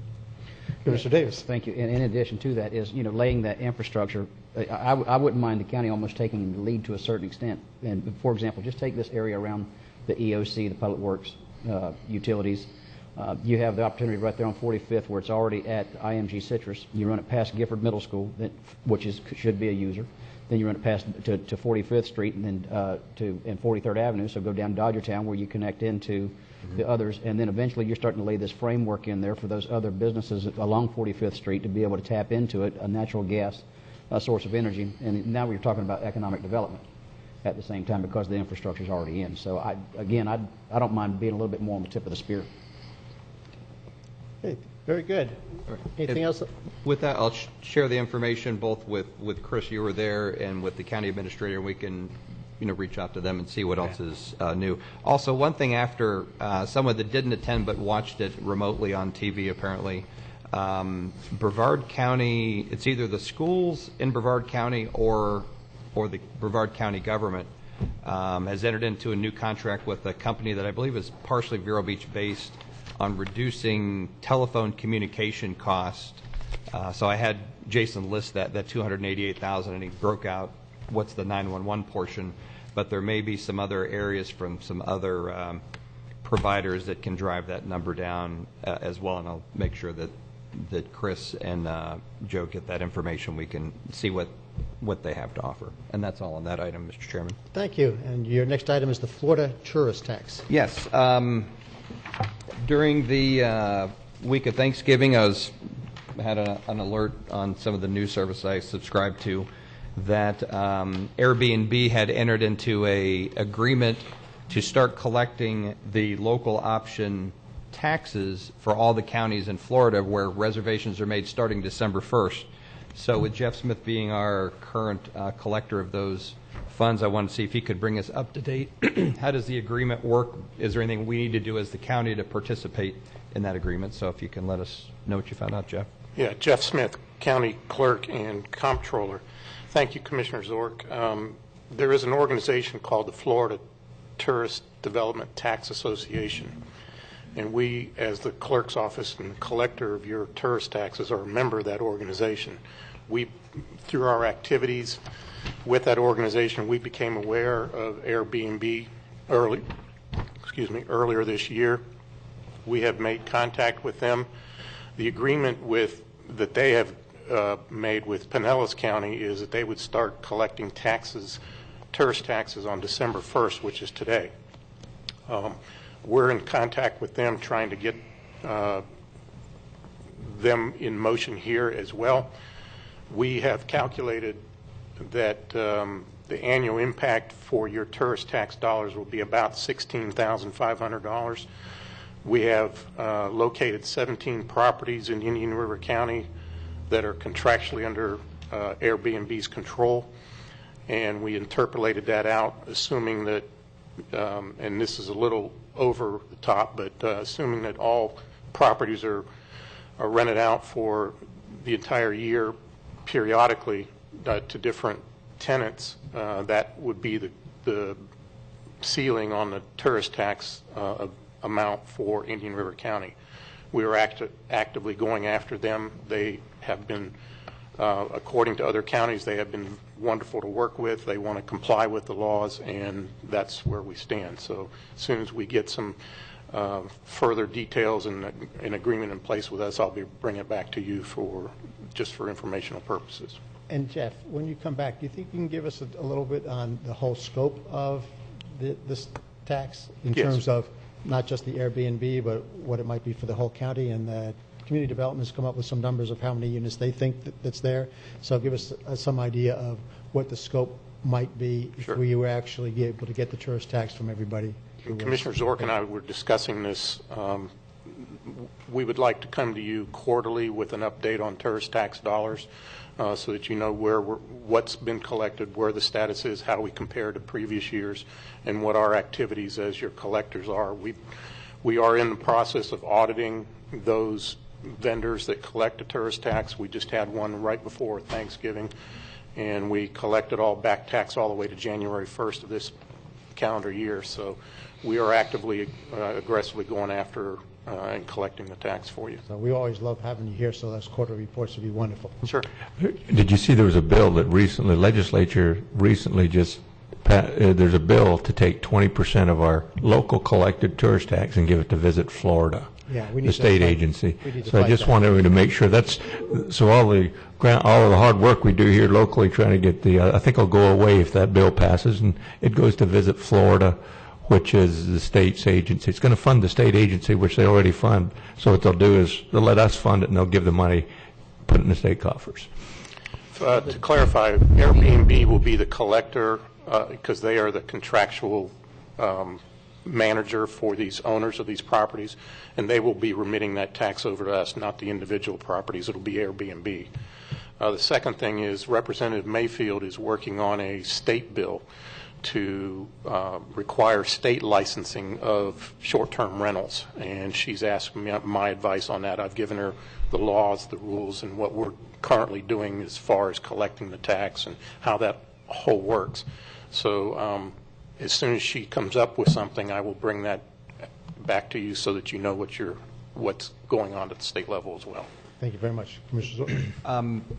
Jeff, with the association that you're part of that help move this agreement forward, there's a number of other large players like Airbnb, because I know we've got a rough list of some, I think 400 properties that are from a number of different providers. Who are the top three that are? I'm not sure what in our county. Sorensen Realty is one of the biggest ones here. Okay. I don't know what those are throughout the state, but I can get you that information. My internal auditor is the one that actually is doing the work here, and I have to give him credit for this.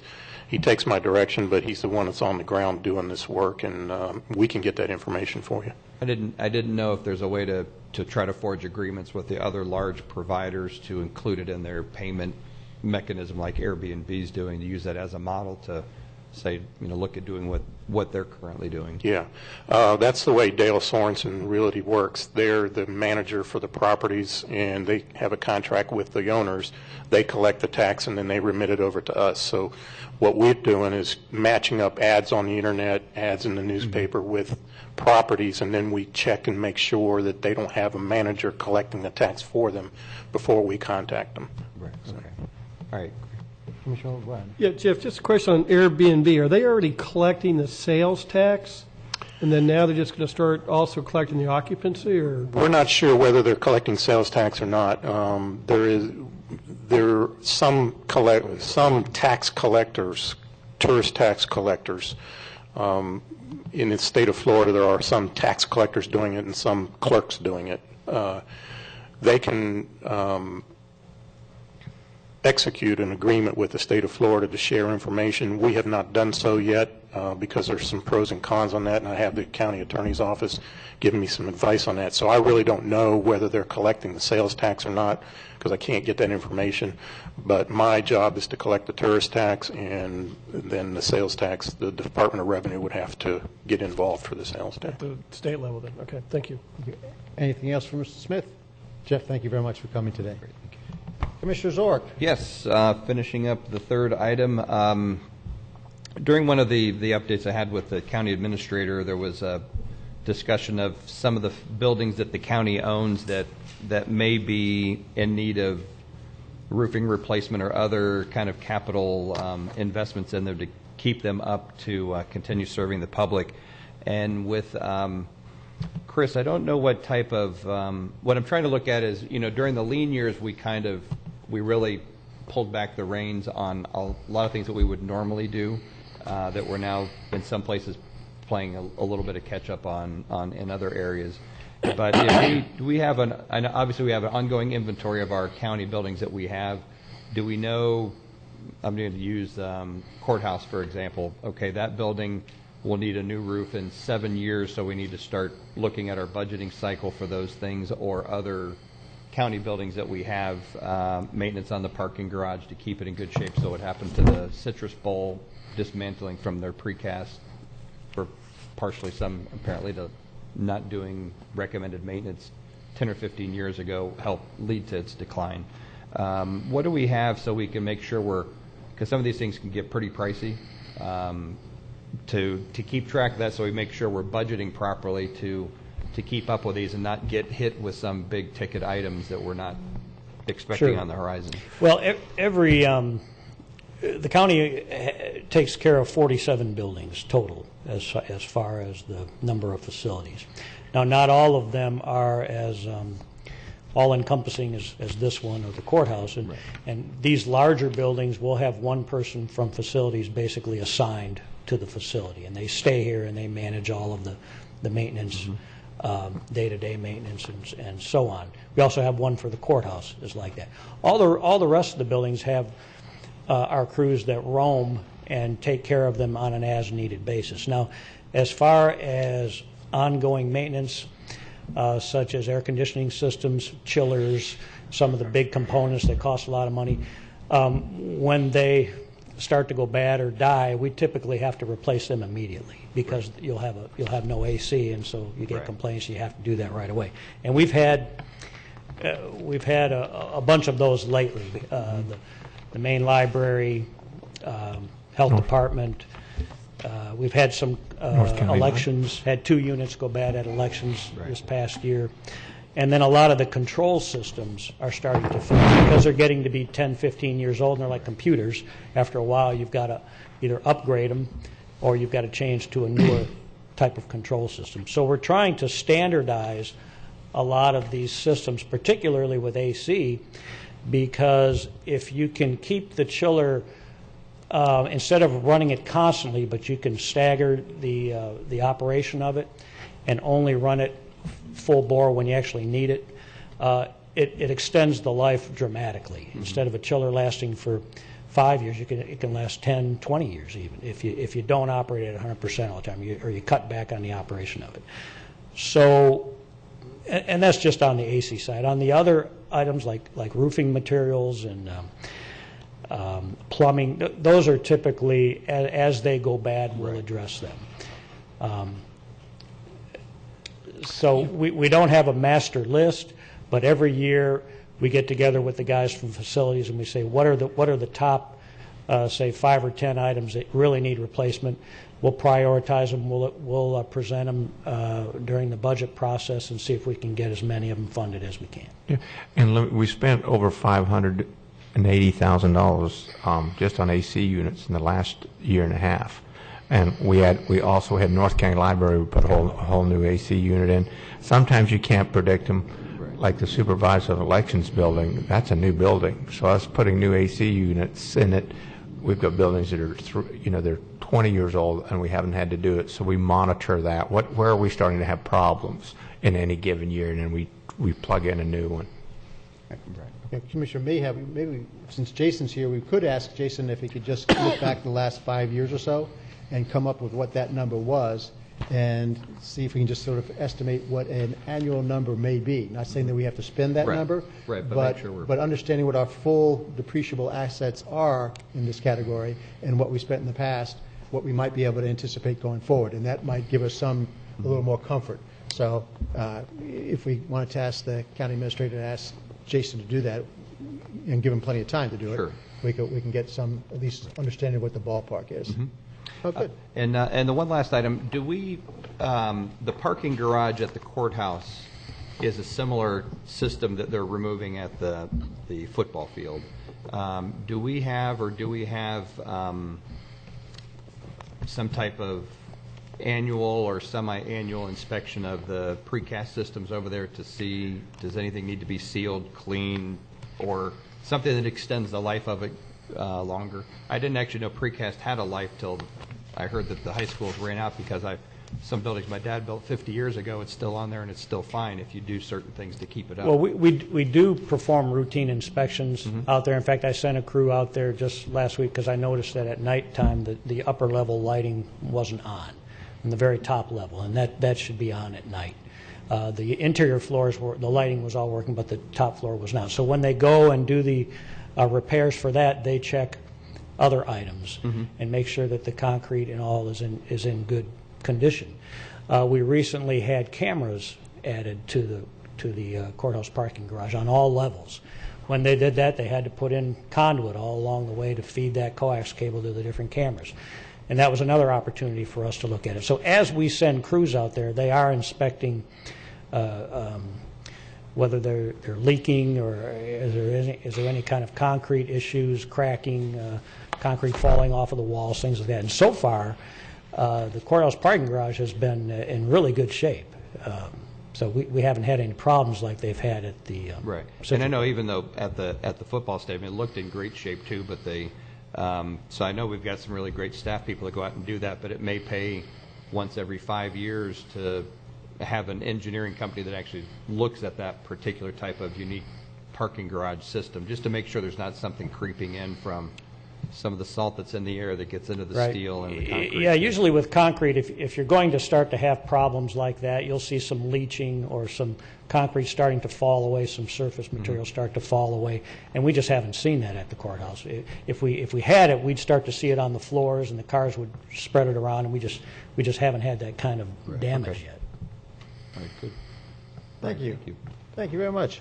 Next on to special districts and boards. We have the Mr. Chairman, I'll be happy to move approval for the minutes for the meeting of October 20, 2015, as well as the minutes for the meeting of November 3rd, 2015. Thank you very much, Commissioner. I'll second. Okay. I get the second for this one.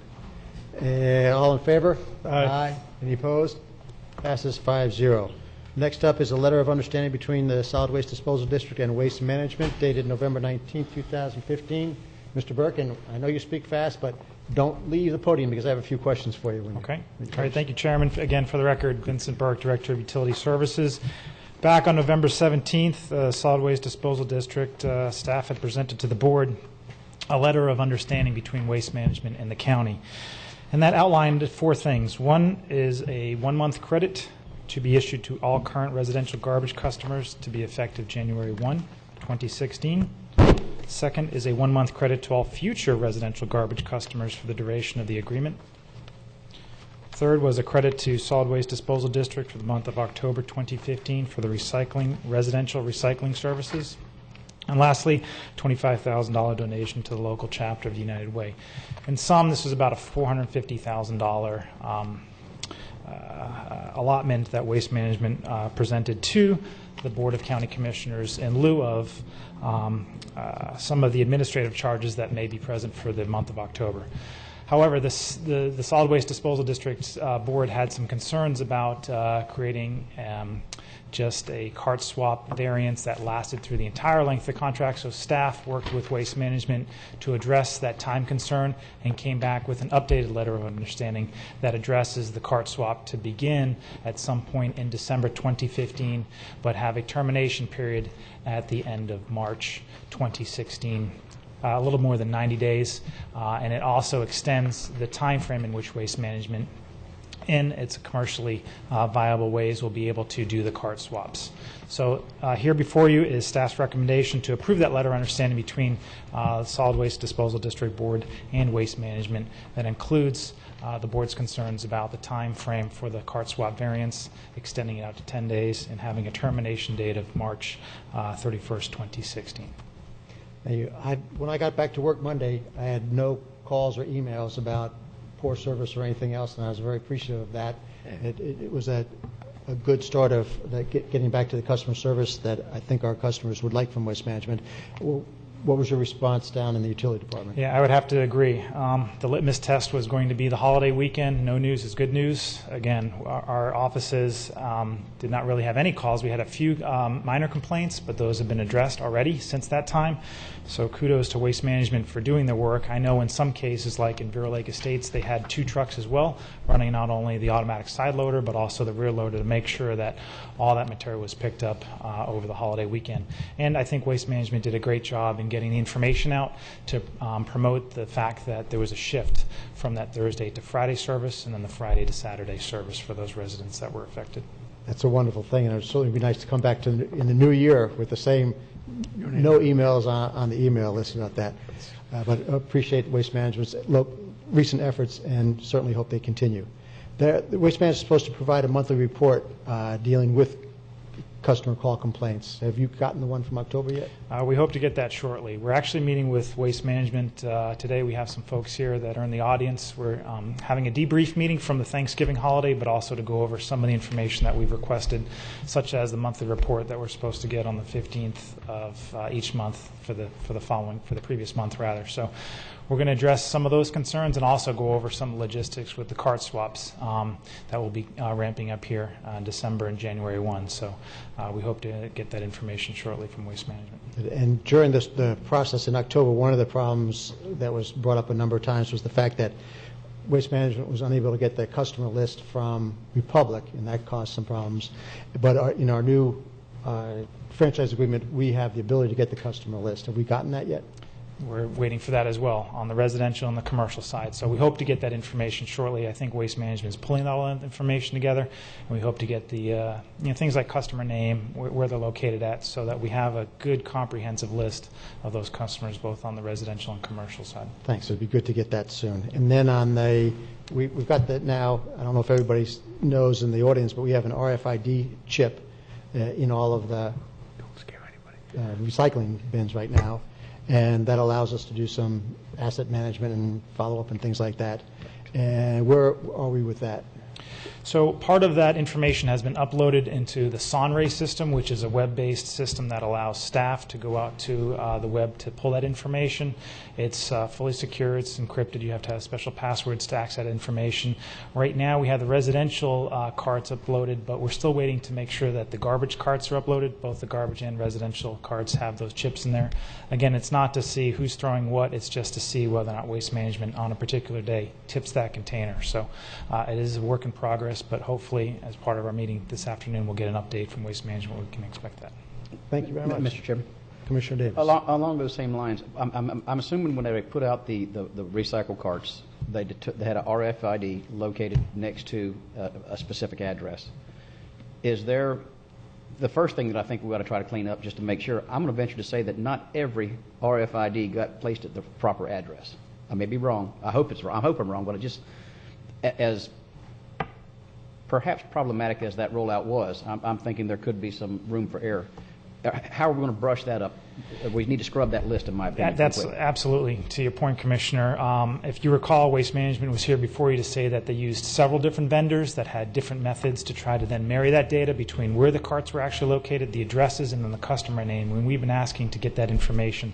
And we would like to have that information prior to the cart swap so we can ensure that if somebody has a 65-gallon cart today and requests, say, a 96-gallon recycling cart, we then know that it is switched out, obviously, now within a 10-day time period. But certainly we want to have that information scrubbed. We want to have the customer list up to date, and we want to make sure that we staff have the ability to just make sure that those carts are being serviced properly. So that's something that I think Waste Management is adamantly working on behind the scenes. That's something that we staff have requested from them, and we hope to get that scrubbed prior to these cart swaps, and that's what we're meeting about shortly after this meeting today. Thank you. Any other? Commissioner O'Brien. Yeah, thank you, Mr. Chairman. I'd like to reiterate that with the rollout, a lot of the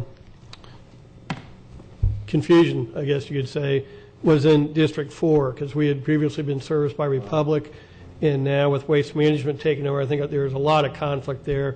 So I'm pleased to say that over the Thanksgiving holiday weekend, I did not get any complaints about the service.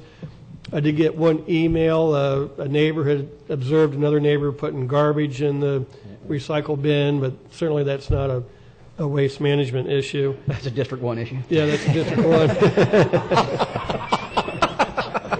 So in the past, I've been very hard on Waste Management for things I thought they could control, but also I think I've been fair. So I do want to say that this is one instance where I've always harped on them that their call centers were not giving accurate information, and they need to do what they say they're going to do.